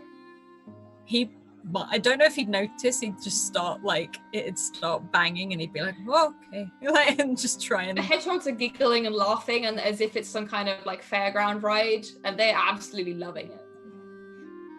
He sort of keeps checking back every now and then. He raises the tail up very slowly and just crash onto the floor, just to see how they react. Trying, got a curl of a smile at his muzzle, but trying not to make it obvious that he knows that they're doing it. Yeah. And you're all free to partake of the feast as much as you like. As more helpings are brought out, there's more bread, there's refills of what you have now gathered is some kind of very sweet gooseberry wine that you've been provided with. And if for those of you who aren't such a fan of wine, there are mint and cucumber cordials provided. And everyone is the courtesy that is shown to you is perhaps not what you expected at first, but it is it was above and beyond what you expected. I am looking very smug in my corner. Sort of I told you so. Give them gifts and they will treat you right. I am very messily eating this stew. I'm slurping. There's broth sliding down my mouth. I'm as I'm slurping, I'm reaching for the bread and just kind of shoving it in my mouth, even as I'm still slurping. I think Holt he's trying to come across as delicate because he is aware of how big he is. So when it comes to the bread, he just takes two little fingers and picks it up gently. Tries to He's out. But Pinky's out. But as he gets further and further into it, he does eat fairly well, but it is still just everywhere around the side of his mouth. And the young hedgehogs are loving it. Any excuse for them to also eat messily is fantastic, and it's such a fun game to them as they imitate Gruber in every way they can, just slurping and bits of stew fly everywhere. They even leave Asher alone for a bit to go and eat their food, so Asher is able to eat in peace. I'm grateful for that. And the meal progresses, and you're all provided with enough to fill you up completely. There is also a pudding of strawberry and meadow cream flans that have been glazed liberally with kind of cinnamon sugar, and they bring out more and more until you have to refuse the food because you were completely full. And as the evening goes on and it starts to get a bit darker and the candles burn lower, a lot of the hedgehogs make their farewells and express how pleased they were to meet such interesting beasts as yourselves, and head off to their various rooms in this hedgehog extended family complex. The little ones have to be somewhat herded to their bedrooms. They want to stay and play with the strange beasts that they've never seen before, but even they eventually are taken away to bed, and you are left with a few of the elders of the residence. The male who addressed you before looks across the table at you. I hope you enjoyed our hospitality. My wife, she makes a fantastic stew. You came just at the right time. It was that, yeah. Well, she will be immensely proud that such foreign folk as you enjoyed her food. So, in the meantime, I suppose you could say I have a small request of you. Of course, you are welcome to say no, but we would heartily appreciate it. And well, am I right in guessing that you travelers don't seem to have much with you? I don't mean to be rude, of course, but you look like you've been through quite the ordeal. You're not wrong. Yes, I think it'd be fair to say that what we have on us and with us is all that we know to have. I see. Well, we can't abide turning away a beast in need. If you are able to help us with our little problem, we will be able to furnish you with some proper clothes, some tools to help you in your travels, and some food as well to keep you going. We know the land around here fairly well, be able to tell you where it's safe to go. And you'd be welcome to keep, if you need things to protect yourself with, we do keep a small amount with us just in case. You'd be welcome to take that with you. In terms of the task that we would appreciate your assistance with, well, we keep a number of bees down the valley towards the forest, and we've had strange occurrences. Thieves have come in the night and have been taking the honey and the honeycomb. A couple of times they've completely destroyed the beehives, and those take a lot of work and craftsmanship to actually make in the first place.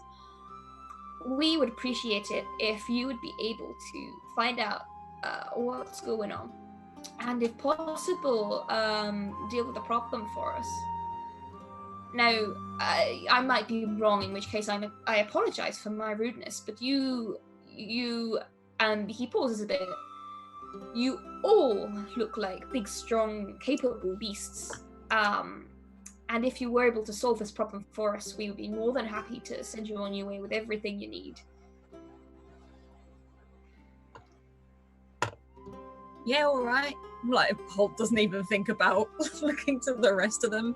He does, however, cling slightly a little bit to his waistcoat when it's said. He's like, I don't need new clothes or anything, but... Well, what about just cloaks, things to keep you warm at night? It gets quite cold when the wind comes in from the sea. Yeah, no, that's fine. That's fine. Yeah. What say the rest of you? We more than appreciate your hospitality. Certainly anything that you could give to help us would be more than appreciated. A sewing kit would be appreciated. Oh. A lady must keep herself occupied while everyone's doing their thing. We can certainly provide that, of course. Wonderful. I'm not a fighter. None of us are. We're not criminals. Criminals are No. fighting. I mean, with any luck, it wouldn't come to fighting anyway. We just we want to know what's going on, and if you feel that you are capable of dealing with the problem, we would be incredibly grateful. This has been happening for some time now, and honey is very useful for preserving food, so it keeps through the winter. And well, I don't know how if you're very agricultural folk yourself, but it'll be autumn pretty soon, and we'll have to start stockpiling food, and all the preserves we can get are, well, we will need them to get through winter. All makes sense. I suppose if you two are going, and I look at Asher and Holt. I think it's the least that we could do to say thank you. Was a good dinner. It was. I say aye. I'll help you. Well, in that case, please, just in case, and I don't know if it will, but if it does come to any kind of fighting, we do have a closet here, and you see the elderly hedgehog gets up and crosses the room to a small cupboard. And when he opens it, you see a myriad of tools kind of fall out. You see like carpet beaters. You see kind of garden hose. You see shovels. You do see a couple of slings with pouches of stones. They're mostly tools that are also used for kind of domestic or agricultural use, but they could definitely double as weapons if you needed to. And obviously slings are kind of like a basic weapon that a lot of creatures use. By all means, take whatever you think you'll need, and you are more than welcome to keep hold of it after all this. Consider it part of our gift to you. Are there any like pot handles or lids or anything like that that double as maybe a shield? Maybe like a buckler for a badger. You see what looked like it was the lid of a wine barrel, as it's still stained slightly purple on one side, but it's just the right size that for you it would make quite a nice buckler. Wonderful.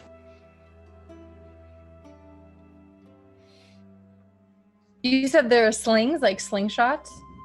Yeah, so slings, rather than the kind of slingshot, they're more like the pouch that you swing around and release stones from, like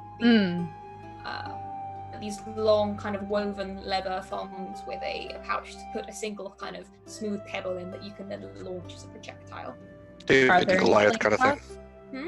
Are there any slingshots? Yeah, there are actually 3 fairly well-made looking kind of bark leather slingshots that are in there with a couple of pouches of river stones. I'll take a slingshot and a pouch of river stones. Okay.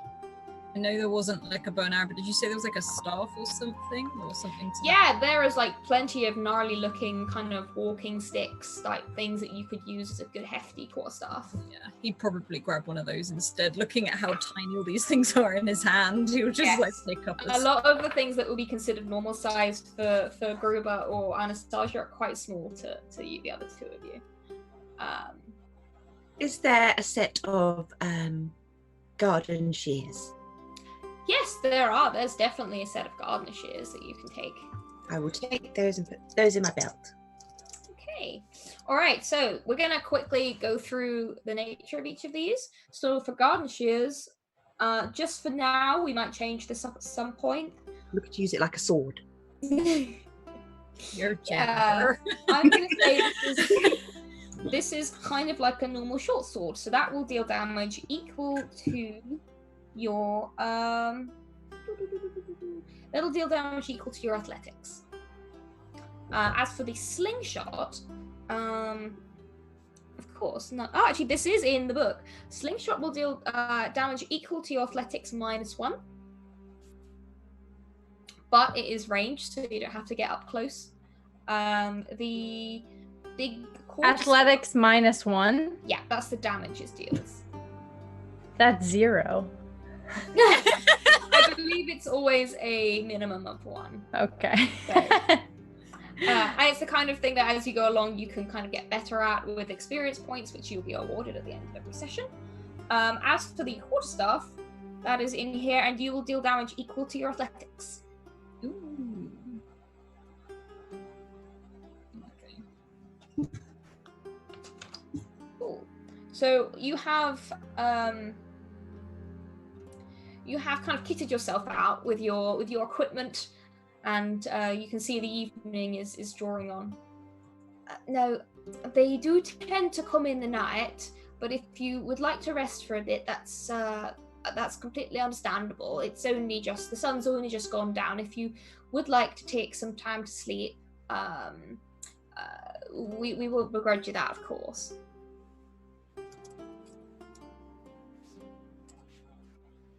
Holt sort of looking in between all of his friends. Yes, I would like to rest. I need to be at my best tomorrow, and I need my sleep. Of course. We had a room made up for you. If you'll please follow me. Of course, lead on. And you follow him through this kind of earthen complex, and you find a fairly large guest room that has been comfortably furbished with a few kind of small driftwood tables.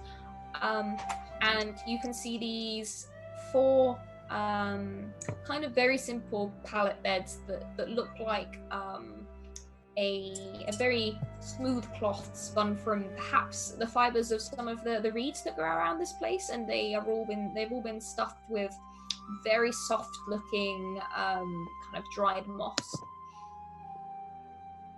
And there are also kind of quilts and blankets that have been provided as well.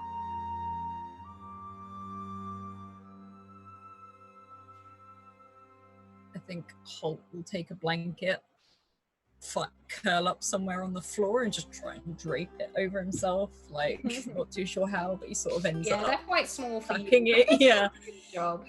He thinks he's putting it over himself, but as he pulls it, he sort of tucks it up over sort of his shoulders and part of his back.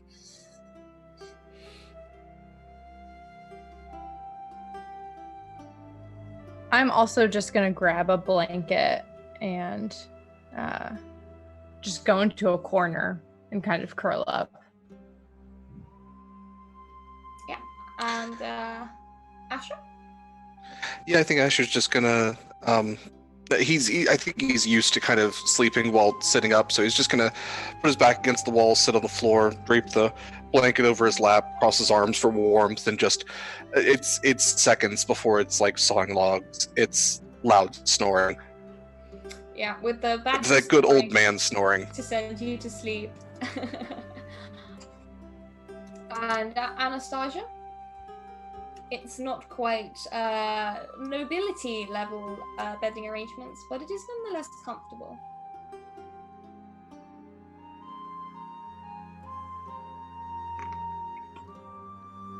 I'm not sure she heard you. Oh, did we have a freeze? My internet went down completely. Sorry, that's I right. finished the last. Anastasia, you've been provided with a kind of quilts and these very comfortable moss-stuffed kind of little mattresses in this very kind of cozy little room. And the others have all kind of bedded down for the night. I'm sharing a room with them.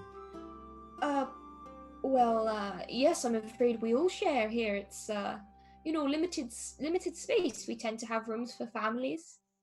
But I don't know them. Oh, I'm sure you'll be fine. Nothing happens down here without us hearing about it. Holt sort of like raises up, like feeling mildly defensive of this little hedgehog family because they filled their bellies. It's just like, it's called manners. Asher's gonna stir for just a second, go, sharing's caring. And then like Holt goes back down again into his handkerchief-sized blanket. This is not how a lady sleeps, but well, needs must, I suppose. This makes me very uncomfortable indeed. Well, we're very sorry about that, miss. I will be along in a few hours to wake you up. and then of course once you've once you've done what you can without a little problem, if you would like to come back and rest until you are fully rested, that's absolutely fine with us. You'd be welcome to stay as long as you like. Thank you very much. You're very kind. Good night to you. And you see this old hedgehog gentleman as he heads off down the corridor and leaves the four of you to sleep. For some of you, I imagine sleep comes very quickly. It's been a long day. For others, perhaps it takes you a little longer to get used to the arrangements, not maybe completely familiar with this sort of underground room sharing situation. No. Either way, you are all sound asleep when a few hours later you are softly awoken by the gentle voice of the elderly hedgehog, who's carrying a small lantern and oil lantern. And I'm ever so sorry to disturb you, but it's about the right time if you'd be obliged to lend in a hand.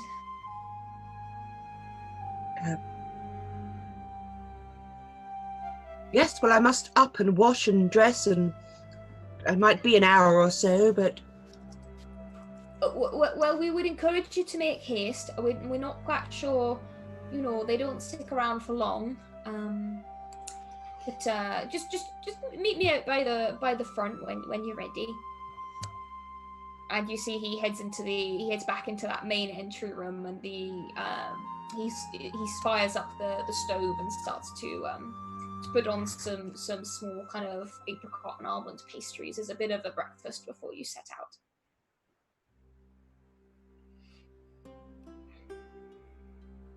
Well, we should do this thing with the bees then, I suppose. I begin to stuff my face with pastries.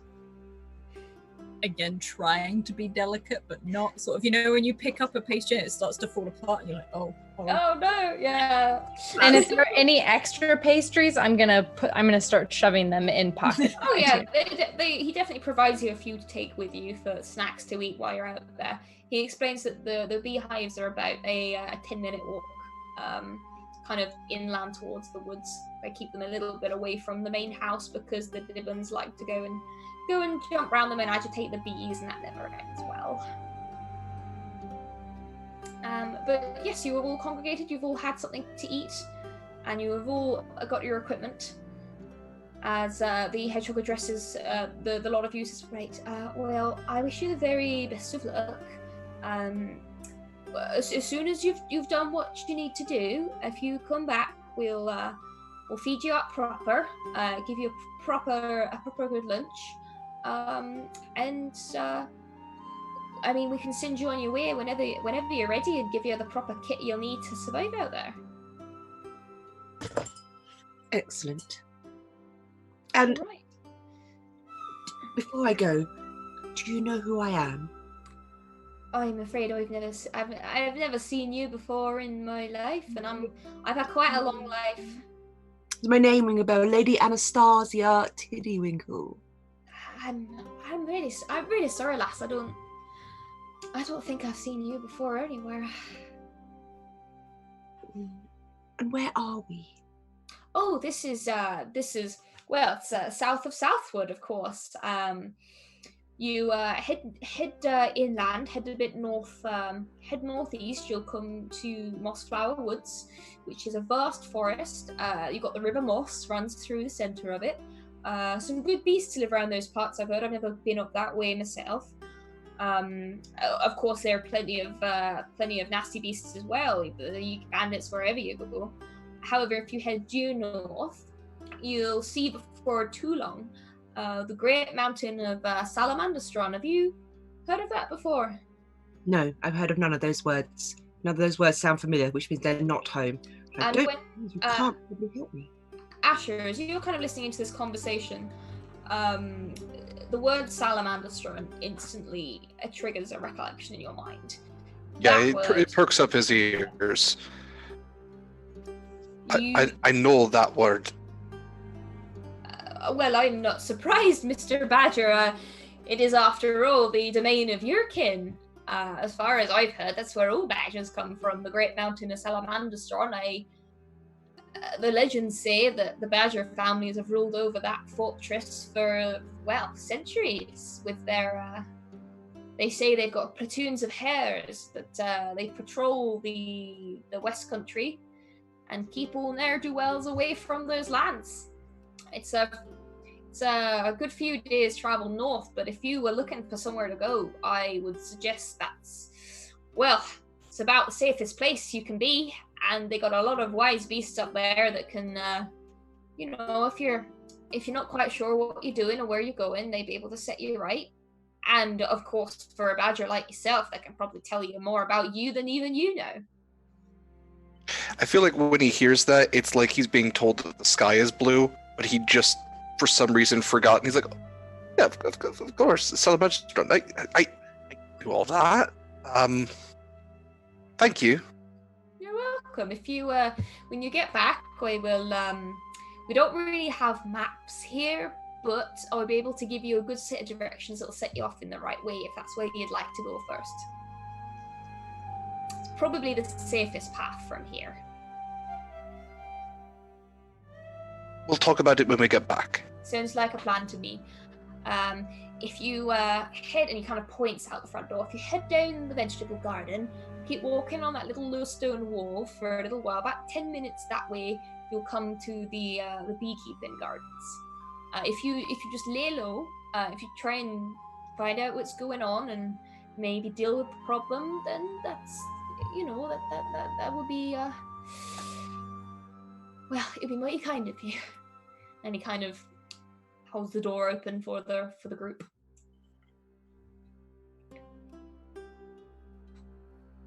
Right, well, off we go. Holt is like yawning and stretching, just like, yep, okay. And it's still very dark out. It must be still at least 2 hours before dawn. Have another pastry and let's hit the trail. As he kind of waves you off as you head down the garden path. And it's about, true to his word, about 10 minutes that you are walking alongside. There's a low stone wall, and you can see little olive trees that are quite suited to this kind of coastal position in the sunlight they usually get. That kind of frame the path you are taking.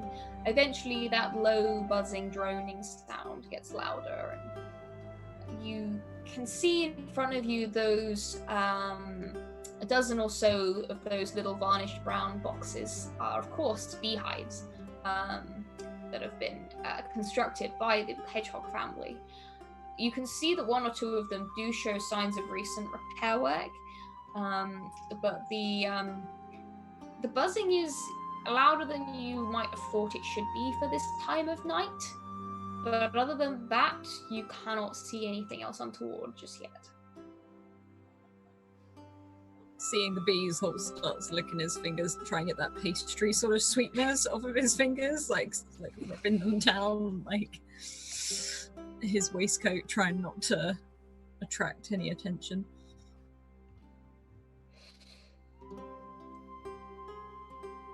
So what's the plan here then? I think as we would have gotten closer, I would have attempted to, not necessarily hide in a stationary way, but kind of, I don't want to use D&D terms and be go stealthy, but try and kind of keep to shadows and shrubbery. And so as we're getting closer, I'm a little more difficult to find. Okay, in that case, roll a stealth check for me.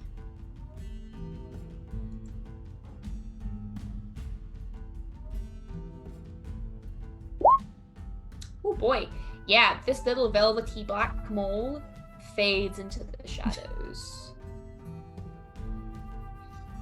Oh, looks around, not being able to see the group anymore. He was holding us back anyway. I can still hear you. I'm right here. Well, you should tell us next time when you plan to leave. That's just good manners. Manners serve you nothing in the wild. And then I kind of like burrow into a bush. Well, Grover's gone feral. That's great.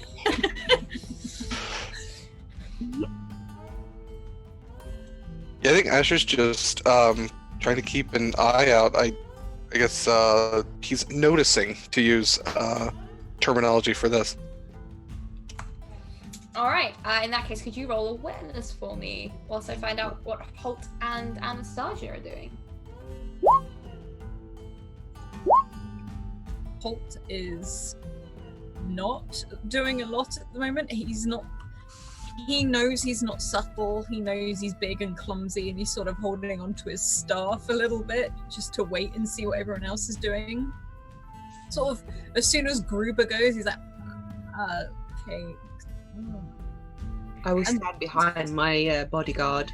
I don't remember much, but I do remember that I probably had people to do like these things for me, and therefore I don't want to get my hands dirty. All right. Because your bodyguard is very large, roll a stealth check for me. Just see if you can get all your spines kind of hidden behind him.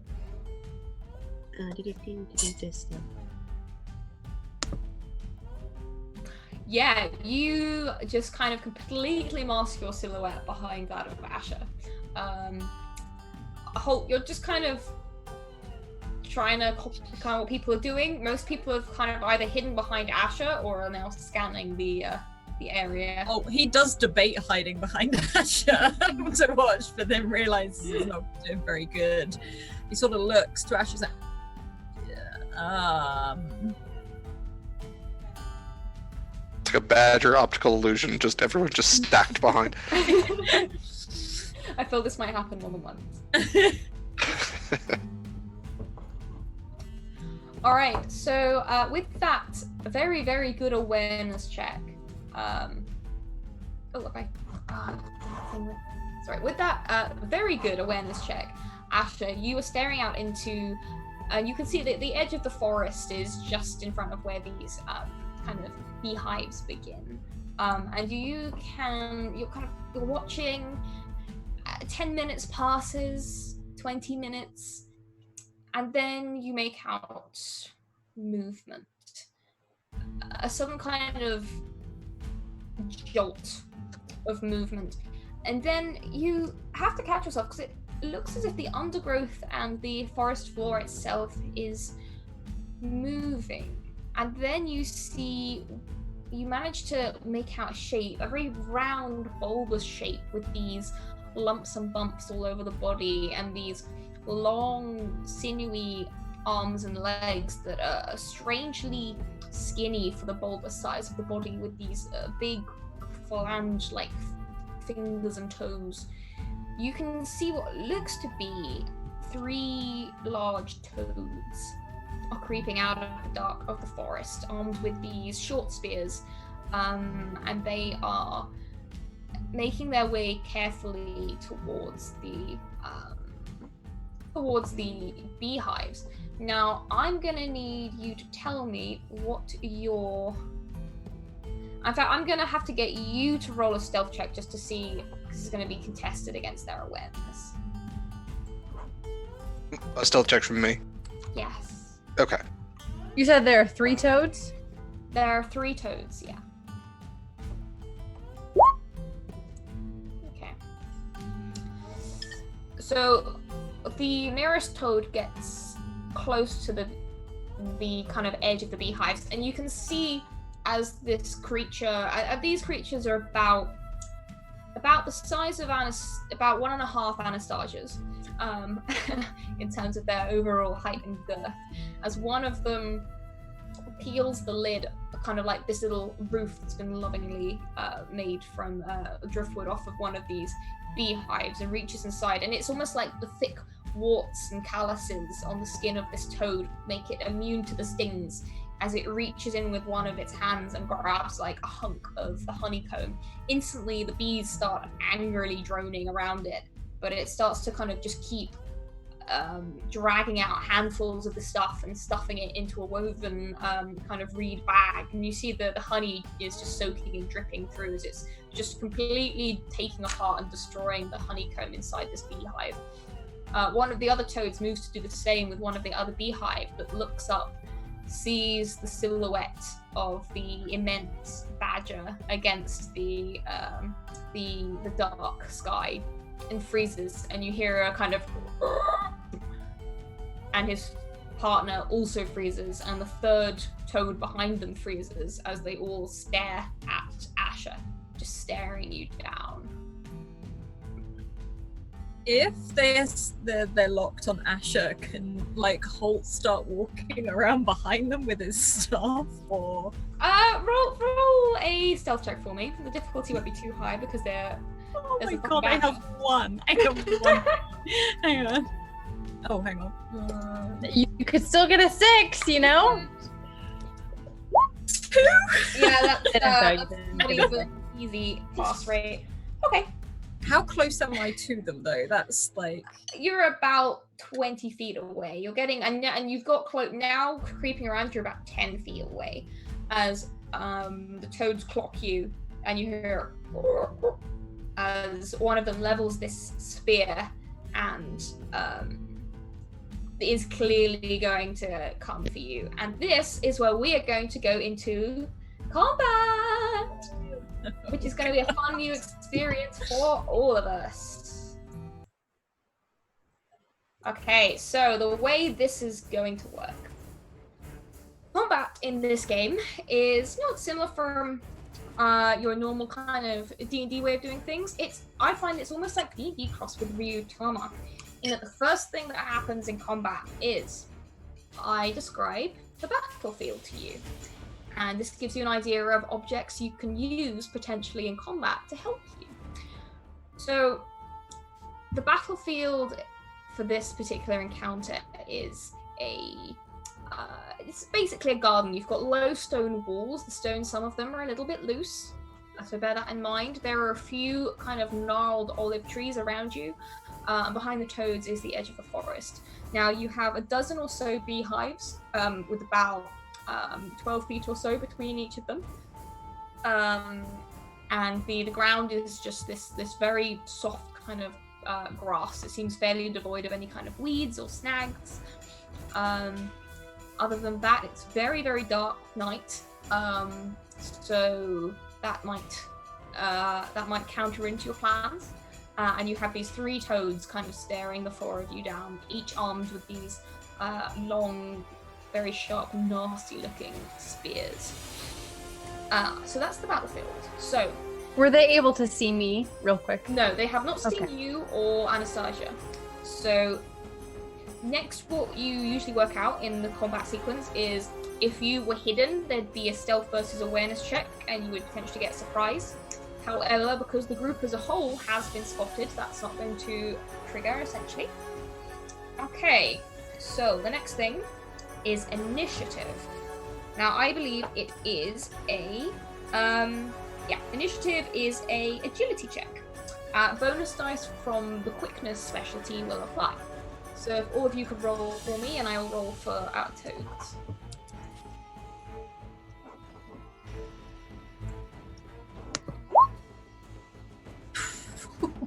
Whoa! Oh boy, that's an agile mole. How do I roll with disadvantage?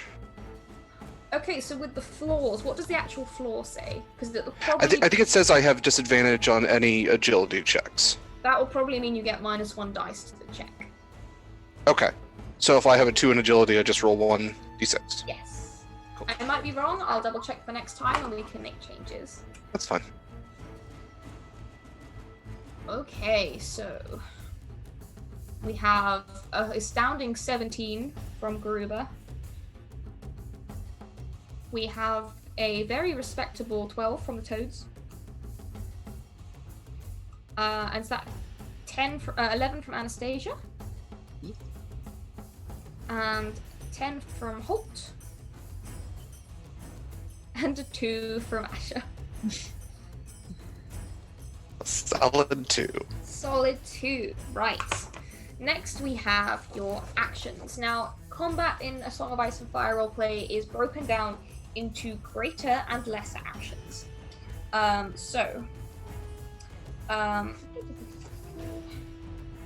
I have lots of notes on this.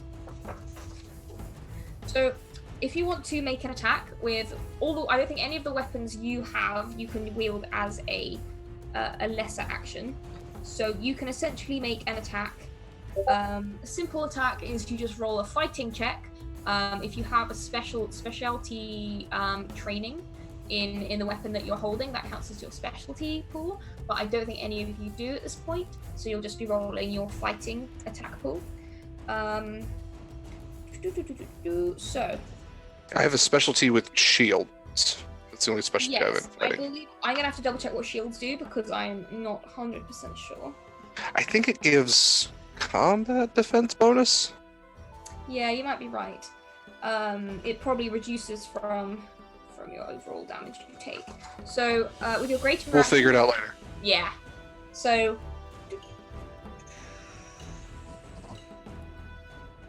okay, so a greater action would be your attack roll. I believe you can also take an action to move. That's like a lesser action.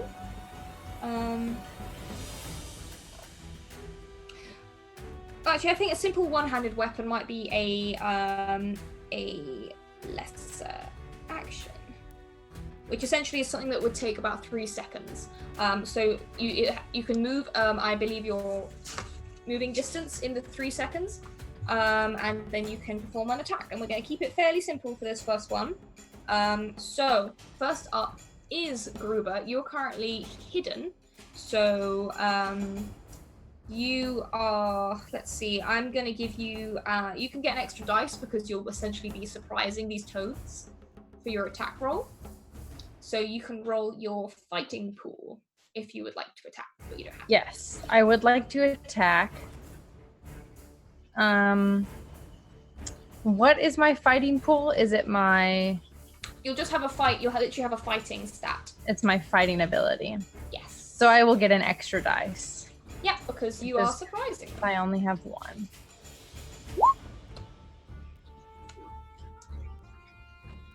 Okay. Nice, that's a 10. That will definitely beat their defense. I believe these toads have a combat defense of, I think it's 7. Cool. So you need to roll damage, which will be. It'll just be 1 because isn't my slingshot athletics -1 with a minimum of 1? Yeah, that's true. So yeah, you deal a total of 1 damage to this toad as you you give it a kind of a little smack. Cool. These things don't have an awful lot of damage. Cool, and you can because you moved and then you attacked. So next up are the toads. One of them, the one that's engaged with you, Gruber, is gonna have a swing back. And this toad is, as I say, wielding a rather nasty looking spear and is going to have a go at that one with you. Okay, 10. Does that beat your defense? I think at the moment it does.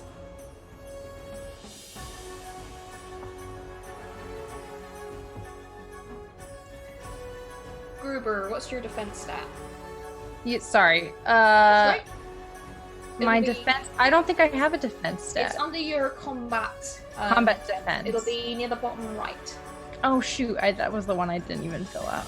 Okay. That's all right. You can quickly derive. 4 + 1 + 5. Wow, that's very good. Okay, yeah, 4 + 1 + 5. That is still just barely gonna hit you, but only just. So you're gonna take. You're gonna take. Sorry, you're gonna take 2 damage from that as this spear kind of comes out and strikes you as the toad kind of dexterously kind of leaps out at you. We marked that in the damage circles, right? Yes, you want to fill in those little circles. Cool. And you can take as many of those as to your health, which is your endurance times 3. Right. Okay. Cool. Okay, and it's worth noting, another mechanic is you can choose to take an injury instead of damage. Now these take a longer time to heal. They have to be healed by proper skilled healers. They won't just heal over time. And all totals of every roll you make after you have an injury are reduced by 1 per injury. So it's like something you can choose to take rather than taking damage. And you can reduce damage you take by your endurance rank every time you take an injury. And this is, a choice that you can make. All right, second toad is running at Asher and swings its spear, and it seems fairly fearless in the face of this huge badger.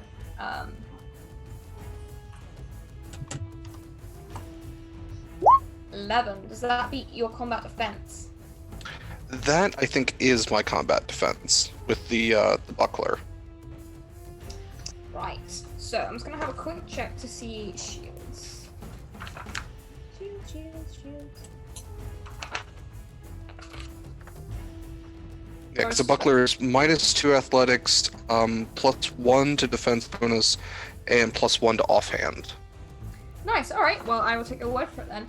In that case, it just about meets your score, so you are going to also take 2 damage from that. And the final toad is going to, it sees as Holt tries to sneak around the group, but kind of bars your way and swings at you with its spear.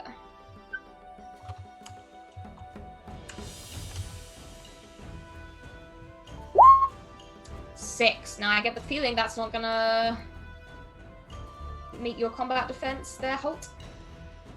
That is going to be no. Mine is 12. Wow.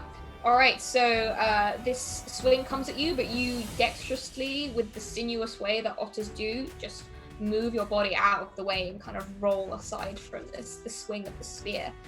Next up is Anastasia. You are behind Asher just as he takes this spear thrust to probably around his kind of hip or his thigh kind of area, because these toads are quite a lot smaller than the badger.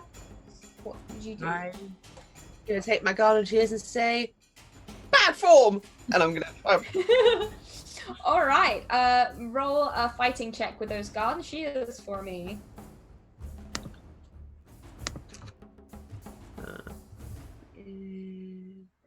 I have a long blade, but this is a short blade, isn't it?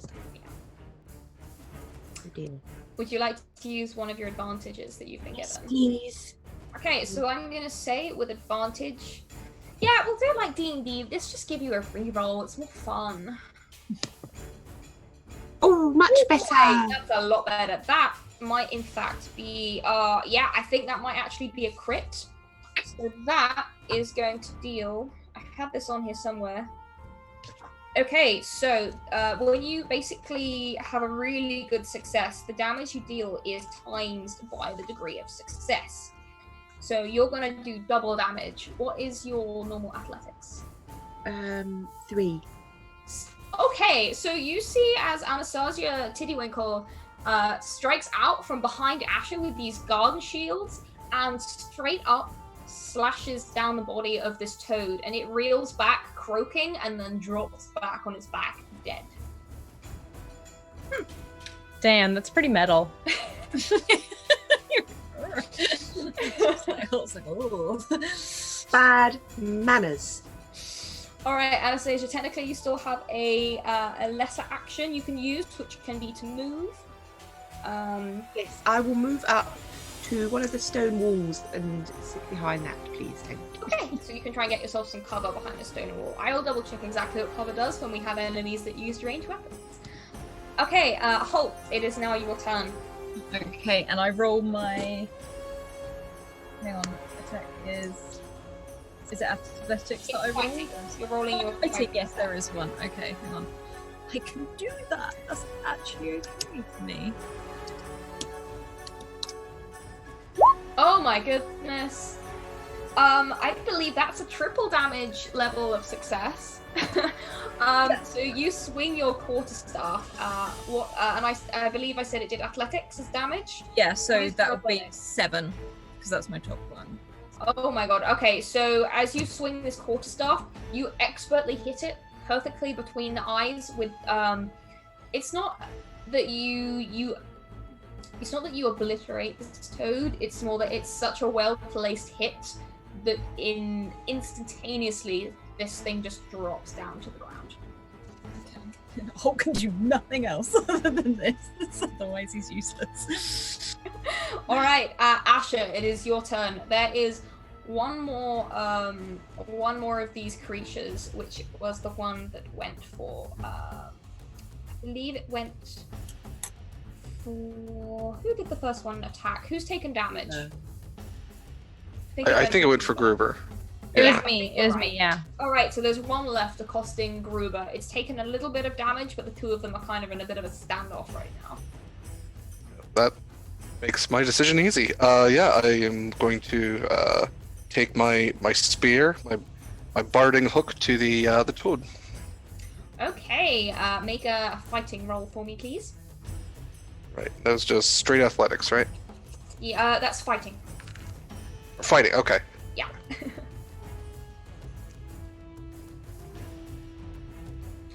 Okay, once again, this is also going to be double damage because you've had a great degree of success. So whatever your athletics times by 2. Okay, so my athletics is 4, so that'd be 8. Yep, you smack down with the hook. You don't even really need to use the pointed kind of hook-like end of it. And as you strike the toad, again, you put it between the eyes, which is well placed and hard enough to slay the creature instantly. And the 3 toads lie motionless on the ground around you. And we are out of combat. Nice and efficient, guys. I think Holt walks over to the bag that this one was shoving honeycomb in, and he just picks up the bag quite gently. And just roll an agility check for me, please. Oh no. Agility. Okay. Yes. Hang on. It's not too bad. Oh my gosh, it is.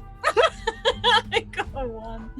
Okay, as you pick up these handfuls of sticky honeycomb, you realize with horror that plenty of bees had also been gathered up and stuffed in this bag just with the handfuls of honeycomb, and you immediately are going to take a point of damage as your paws get very stung by a lot of very angry bees. It's very hot. He drops it. He's like, ah! Sort of runs, sort of just shoves his paws in his mouth and sort of runs away from this bag. Yeah, it just kind of drops down there on the ground, and it's kind of sadly slobs to the side, filled with sticky honey and bees. I'm gonna stick my head out of a bush and say, I didn't realize that toads ate honey. Is that weird to anyone else? Is it just me? None of you are really that familiar with toads. Holt's like, I mean, it's possible that they do, and I've forgotten that they do. You know, most beasts seem to appreciate honey, even if it's just for flavoring their dishes, and you never know. Toads, whilst being, I mean, this seems to be not unexpected to you. You seem to get the impression that toads are fairly aggressive creatures often, and do often kind of steal food. You don't know, maybe they might also be quite, keen on cuisine and flavoring their food. A Google search reveals that they eat honeybees. And there's videos. Whoa. Ash is over there on his phone. I got Wi-Fi. Like a stupid thing to eat.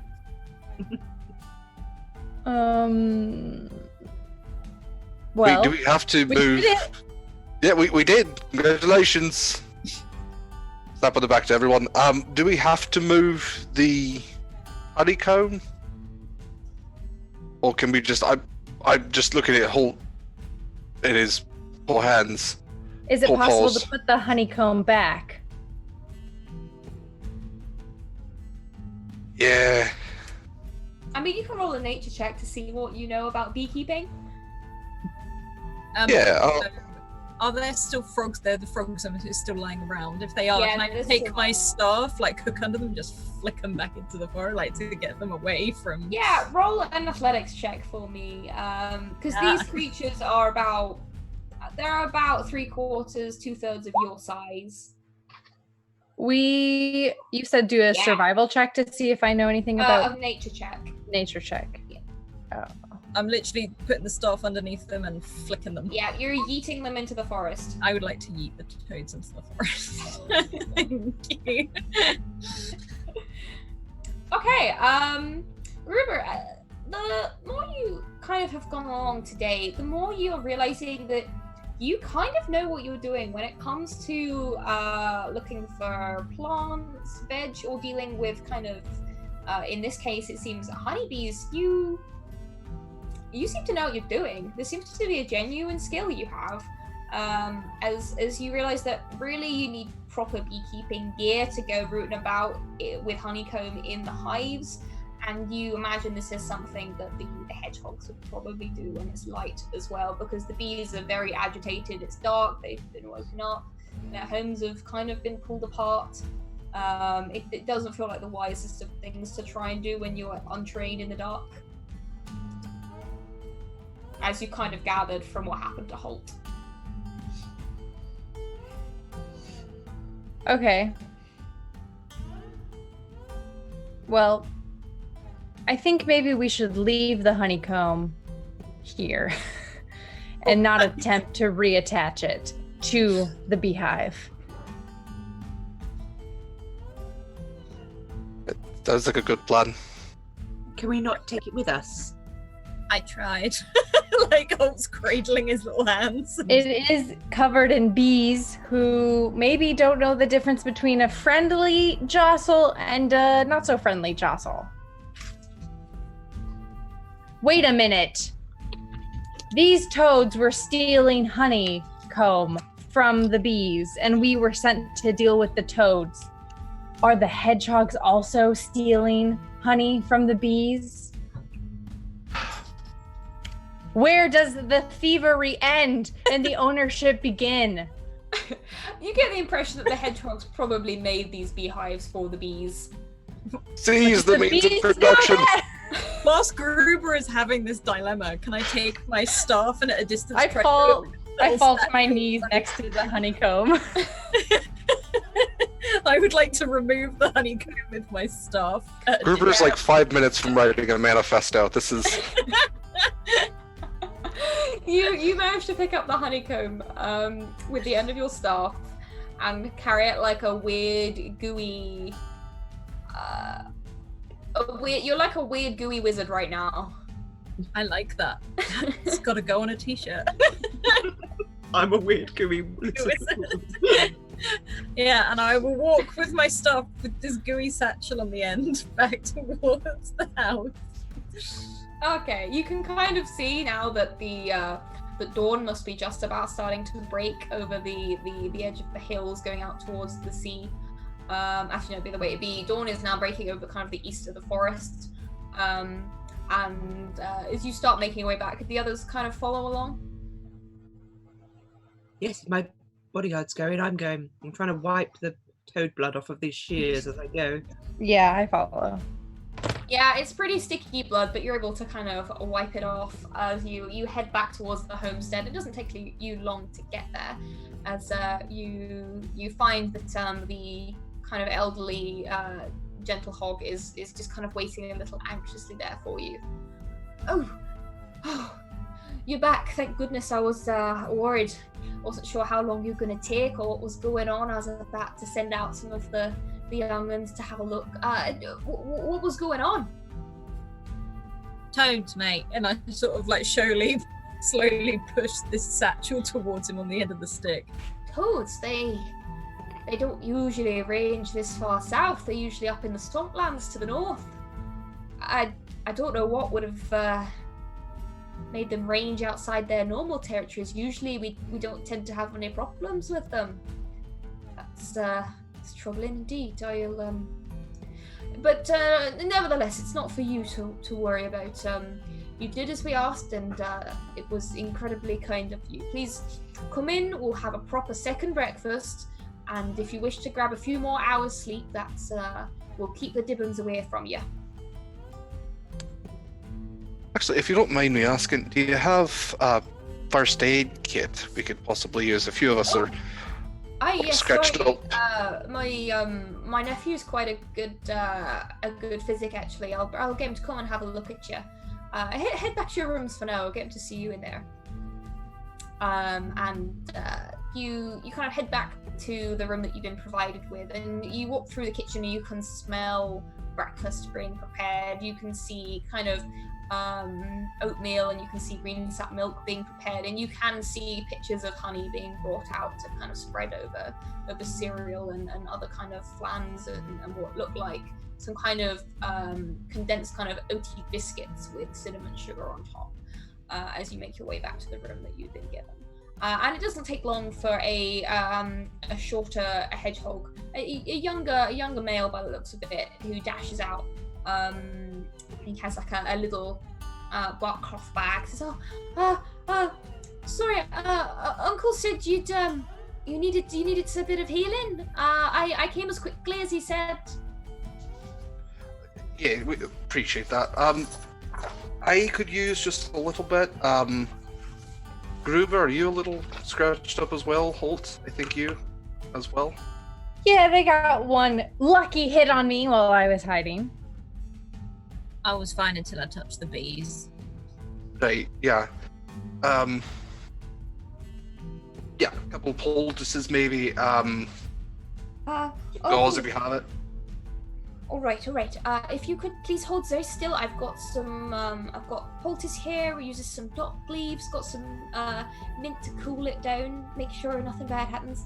We're gonna wash it carefully. We got some boiled salt water as well. I'm really sorry if this stings a bit. And starts kind of dressing and tending to your wounds. Holt loves salt water. He says it fixes everything. He just like holds out his paws. He's feeling a bit sorry for himself. For you, hold on. We've got something specifically for bee stings that might be a bit more suitable. And he goes and gets this very strong smelling ointment that he rubs into the bee stings. He's going to make a healing check for all of you. He's pretty good at this. Yeah, that's good enough. You kind of absolutely feel the soothing coolness of the poultice and the ointment as he kind of dresses each of your wounds. And dressing wounds is not a super quick process. It's not like your hit points are suddenly back. This is a matter of a few hours to make sure they're properly cleaned and dressed, and he comes to check them after you've had some second breakfast as well. But for the purposes of this, the damage that you take has been nullified, so you're back up to your full health because you've had a proper healer come and tend to your wounds. While they're doing that, I'm just going to be embroidering some lovely patterns onto my cloak. And indeed, one of the young hedgehog maids comes and kind of watches, fascinated, and she's, I remember we have some lovely colours. Hang on, we said we'd give you some needle and thread for the thank you. And she dashes in and out and comes with this very pretty little box of different coloured threads and a few different sizes of needles. Says, here is a thank you present for helping get rid of those awful toads. It is appreciated. I killed one on my own, you know. You killed a toad? You know, a lady doesn't start fights, but she does finish them. She just kind of watches you in reverence as the breakfast is brought around. And I'm loving it. Indeed, you probably gather a few hedgehogs who see you as this kind of warrior queen hedgehog in their midst. Yes, I have reached my final form. And you can all pass a few very pleasant hours getting fed with copious amounts of food, and if you wish to take a bit of time to rest and catch up on sleep you lost, you are more than welcome to. But essentially, it's up to you when you wish to take your leave or what you'd like to do next.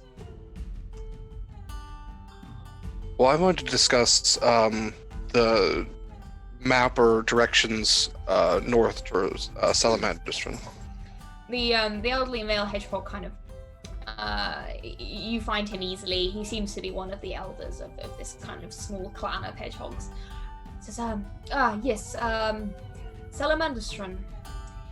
Well, the best way to find it is you head due north from here. You'll be traveling across moorland and sand dunes for a while, then you're going to come to the swamplands.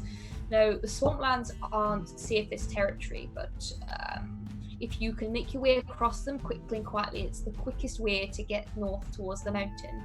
If you're willing to take a bit more time, you can go east, head to the edge of Mossflower Wood and kind of go around the swamplands, but then you'll want to head kind of northwest to get to the mountain. And I imagine some miles before you get there, you'll see it for a start. It's a huge, well, you'll understand when you see it. But I imagine before you be getting that close, you'll probably be meeting with some of the hares that guard the place. Now, they can be quite intense. The best way around a hare, from my experience, is to have some victuals handy. If you have some food to offer a hare, he'll be your best mate. And to me, it seems like probably the place where a badger such as yourself might want to go.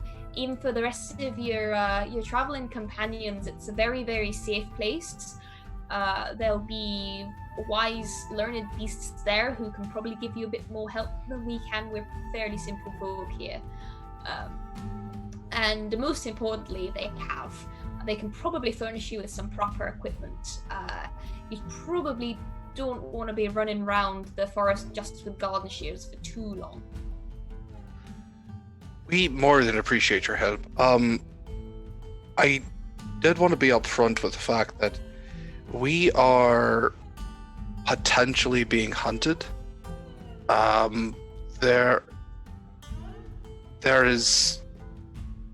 We don't know. We really don't know what happened to us, but just if anyone comes asking about us, just if you could say you hadn't seen us, that would probably be best for you and us.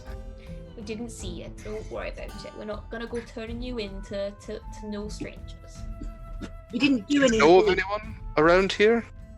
Of course, we didn't do anything. We're the victims. I trust you. You all seem like good beasts. No, to be honest, we see the odd kind of traveling hedgehog group. They know we're here. We're a bit of a waypoint for those folks. Occasionally there'll be an otter troop that comes down to the water, or even more occasionally you'll get the shrew crews. Other than that, we don't tend to see a lot of folks, and the hordes, the bandits, the reavers, they don't. If they come, we dig down deep. We've got a cavern down underneath this room. It's very protectable. They tend to just take what they want from our gardens and move on. We ain't no fortress to be conquered, so we're not in too much danger from foes around here. But worry not. We're not gonna go and tell bad beasts that you've come this way. That's fine. You've been more than kind to us, and we very much appreciate that. And as long as you and yours are safe, that's what matters. We thank you very much for that, and we thank you for helping with our little issue as well. I'll have to send out some of the younger ones, see if we can find out why the toads are coming so far south. But we'll get by. We've always got by. Our families lived here for generations. But thank you for brightening it up. We do like a little bit of change around here, and I'm sure the little ones will be telling the tale of the day they saw a badger lord for years to come, of course. All right, I just want to shake his paw. And kind of shakes it back. Both paws, yeah, and say thank you again. And I guess Asher's ready at that point. As you're all kind of getting ready to leave, some of the younger hedgehogs come out from some of the storerooms, and they provide you with these very soft woolen cloaks that you're able to kind of take forwards with you. And they also make sure you have a kind of a haversack filled with rations, lots of kind of hard biscuits and dried fruit, and kind of trail mix to help you on your way. And of course, you are You're allowed to keep the weapons that you took with you to the Toad encounter. If there's anything else you need, please just let us know. We're more than happy to help any way we can. I would like a sling. Oh, yes, by all means. Take one with you. We don't really use them much around here. And a map. We don't really have maps around here. If you're looking for maps, you'll be needing to speak to one of the learned beasts up at Salamanderstrand. They've got all books and maps and writings like that. We don't really have much of that around here. As long as you follow the road north, well, the track, I suppose, it's not really a road. As long as you follow the track north, you'll find your way to Salamanderstrand. Within a day's travel, I'll imagine you'll be able to see the mountain anyway, and then you've just got to keep heading towards it. And from there, they'll be able to furnish you with a map or anything else you might need to be on your way. Food for the road, perhaps? Yes, of course. And you kind of turn around, and they're kind of not so much a haversack for you on Holt, because these hedgehog bags aren't really your size, but they've kind of taken what looks like an old blanket and tied it like on the edge of a stick. So it's kind of filled with goodies and kind of pastries and biscuits and fruit and everything you might need for at least half a week's travel. Holt's like, bags, and goes over and starts like picking up these bags because he now thinks that is. See, I knew it. You are my like, best. Yes. He's nursing his paws at the same time with this ointment, but he does start piling, like he starts tying these little bags to his own staff briefly. The little hedgehog who had kind of dressed your wounds comes toddling up, says, maybe take a little bit of that with you for the road, just to keep the wounds soothed, and in case you go and anger any bees again. And he gives you a little pot of bee sting ointment. And he, like, with his big paws compared to that, takes it very carefully. It's like these videos of otters holding pebbles. Yeah, that is literally, when otters take things. that's what he's doing. So cute. All right, so as you kind of make your way from the homestead, almost the entire family seems to have come out to wave you off. Some of the smallest little hedgehogs kind of dash a little way up the path with you, just trying to like spend more time with you before they're called back to the safety of the homestead. But you hear plenty of small voices kind of wishing you well and sending you on your way as you head up the path. I extend my paw out for them to kiss my paw. Oh, especially some of the young gentle hogs are beside themselves to be able to kiss your paw, and you are given various kind of flowers and little kind of little gifts on your way. They seem exactly how ladies should be treated. Wonderful. Holt's just waving, like probably almost accidentally tripping someone up with his tail, but he's waving sort of manically. And with that, you are able to head up the track and over the hill that crests towards the north path that leads onwards towards Salamanderstrand. And that seems to me to be a pretty good place to call it for this evening. Guys, thank you so much. That was really cool. A little bit rocky at times my end because I'm still getting the grips with the system. Yeah, what are you talking about? That was awesome. I had a great so good. time. Yeah, I don't think it was rocky at all. Yeah. Oh, you did amazing. Yeah, I really hope everyone had a good time and that the story has begun. Yay! Yay! So excited for Redwall stuff. All the Redwall stuff. It makes me want to go bake. Yes. Yeah. I was thinking it the whole time. I was like, I want to go make bread now. I'm so hungry now. The goal of every Redwall session will be to make chat and players all hungry. It's like every character is a hobbit. This is wonderful. Yeah, literally every character in Redwall eats like a hobbit. But yeah, I hope you guys had a good time. Are we going to do the classic go around the table thing? Say what bits you liked and where we can find you? Yeah, go for it. Fantastic. Then let's go around anti-clockwise this time. We'll go with starting with Geek Girl Bookworm, a wonderful Lady Anastasia. Oh, we have credits as well. Do we do the credits after this? The credits go up as we sign off. Oh, okay, cool. Then So I if guess you this want, round if you want, just say your favorite bit because all the credits come up and they've got. Oh, amazing. All right, yeah, let's just go around and hear everyone's bit. Hello, I'm Angeli. There's so many flies in this room. I left the windows open and flied into my face. My favourite bit. There was many parts. I enjoyed Anna's interactions with Gruber the best. He is going to be trouble for me, and I like it. That was my favourite bits. The arguments. Fantastic. Next up, our wonderful resident badger. Hi everyone, I am Derek Sword. You can find me on Twitter at dsword16. There I post about dogs and travel and RPGs and lots of geeky stuff. My favorite part, boy, that's tough. I think character introductions, especially Alice, you kicked off things so amazingly well. The description was incredible. And then in this first session, just seeing everybody's characters really come to life. I mean, everybody... You've all done incredible jobs with your characters. Everybody is so different and everybody is so unique, and I am looking forward to this game so much. Man, I can't just pin down a single moment. This has just been awesome. Yeah, I guess the last thing I always like to try to do is promote small creators. I am not one, but there are many on this channel. And if you support them, you get awesome handmade things that are made with love and care, and they're unique and you can't beat them. So definitely support small creators in your life. Perfect. And then we have Heavenly. This is such a fun game. I'm really excited to see where we go with it. I don't know that I've ever been in a game where I played an animal. Oh no, we did the one shot where we were mouse guard, but I mean like a long term, and we did a one shot that was a goat game.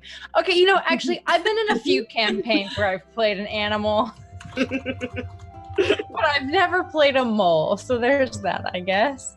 I'm really looking forward to this. By the time our next session comes around, I actually won't be in a creepy basement, and I won't be like in a really... I am a mole, and I won't be in an uncomfortable chair, so hopefully I won't be like shifting awkwardly the entire game as I'm like desperately trying to get comfortable. I think this entire cast is really great, and I'm really excited to see what our interactions are going to look like from here on out. Awesome. And last but most certainly not least, the wonderful Alice. Oh, hi. Some of my favorite bits are literally learning about the diversity of this group and how ridiculous we are all going to be together, because I love it. So character introductions, some of my favorite things. Also the visual that makes me very happy is yeeting toads into a forest with a stick, which is my highest roll on the day. So but yeah, it's these characters as a whole, and also the Redwall aesthetic is one of my favorite things ever. I can't wait to see where they go. And Rachel, this was amazing. Thank you so much. Well, we'll see how long it takes for our little heroes to get to title card Redwall, if they ever get there. So me, I am Rachel. You can find me at Talonir on Twitter and also to Twitch. I've started doing some art streams, which are very, very chill, kind of afternoon art sessions where I have a bit of music playing and I'll talk about my process as I'm painting.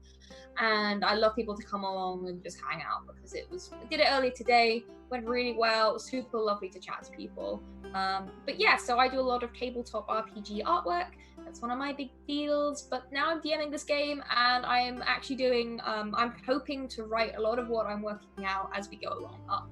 And hopefully create like a proper setting to pitch at some point. So I'd really like to develop this into a proper RPG setting, because it's a wonderful world. And honestly, like, to everyone out there who read Redwall as a kid and is familiar with the series, it is so suitable for an RPG, and it's just so wholesome and homely, and it's got that Studio Ghibli feeling of putting importance on like little things in life as well as epic journeys, which I love and kind of hits quite close to home for me. So yeah, I'm so excited to see what happens. I really enjoyed this session, and thank you everyone who came along to watch. I hope you had a good time as well. Thank you. Perfect. Everyone, thank you so much for coming along. Please check out all the links that are coming up in chat now. We'd love to hear your favorite bits and what you think of this over on the Discord, where you can find the links there. Otherwise, a huge thank you to our wonderful sponsors in the form of Bird in the Storm and also Mayhem Press. Find their stuff linked below as well. And we'll see you next week for some more Redwall. And I can't wait. So we'll see you later. Bye. Bye. Bye.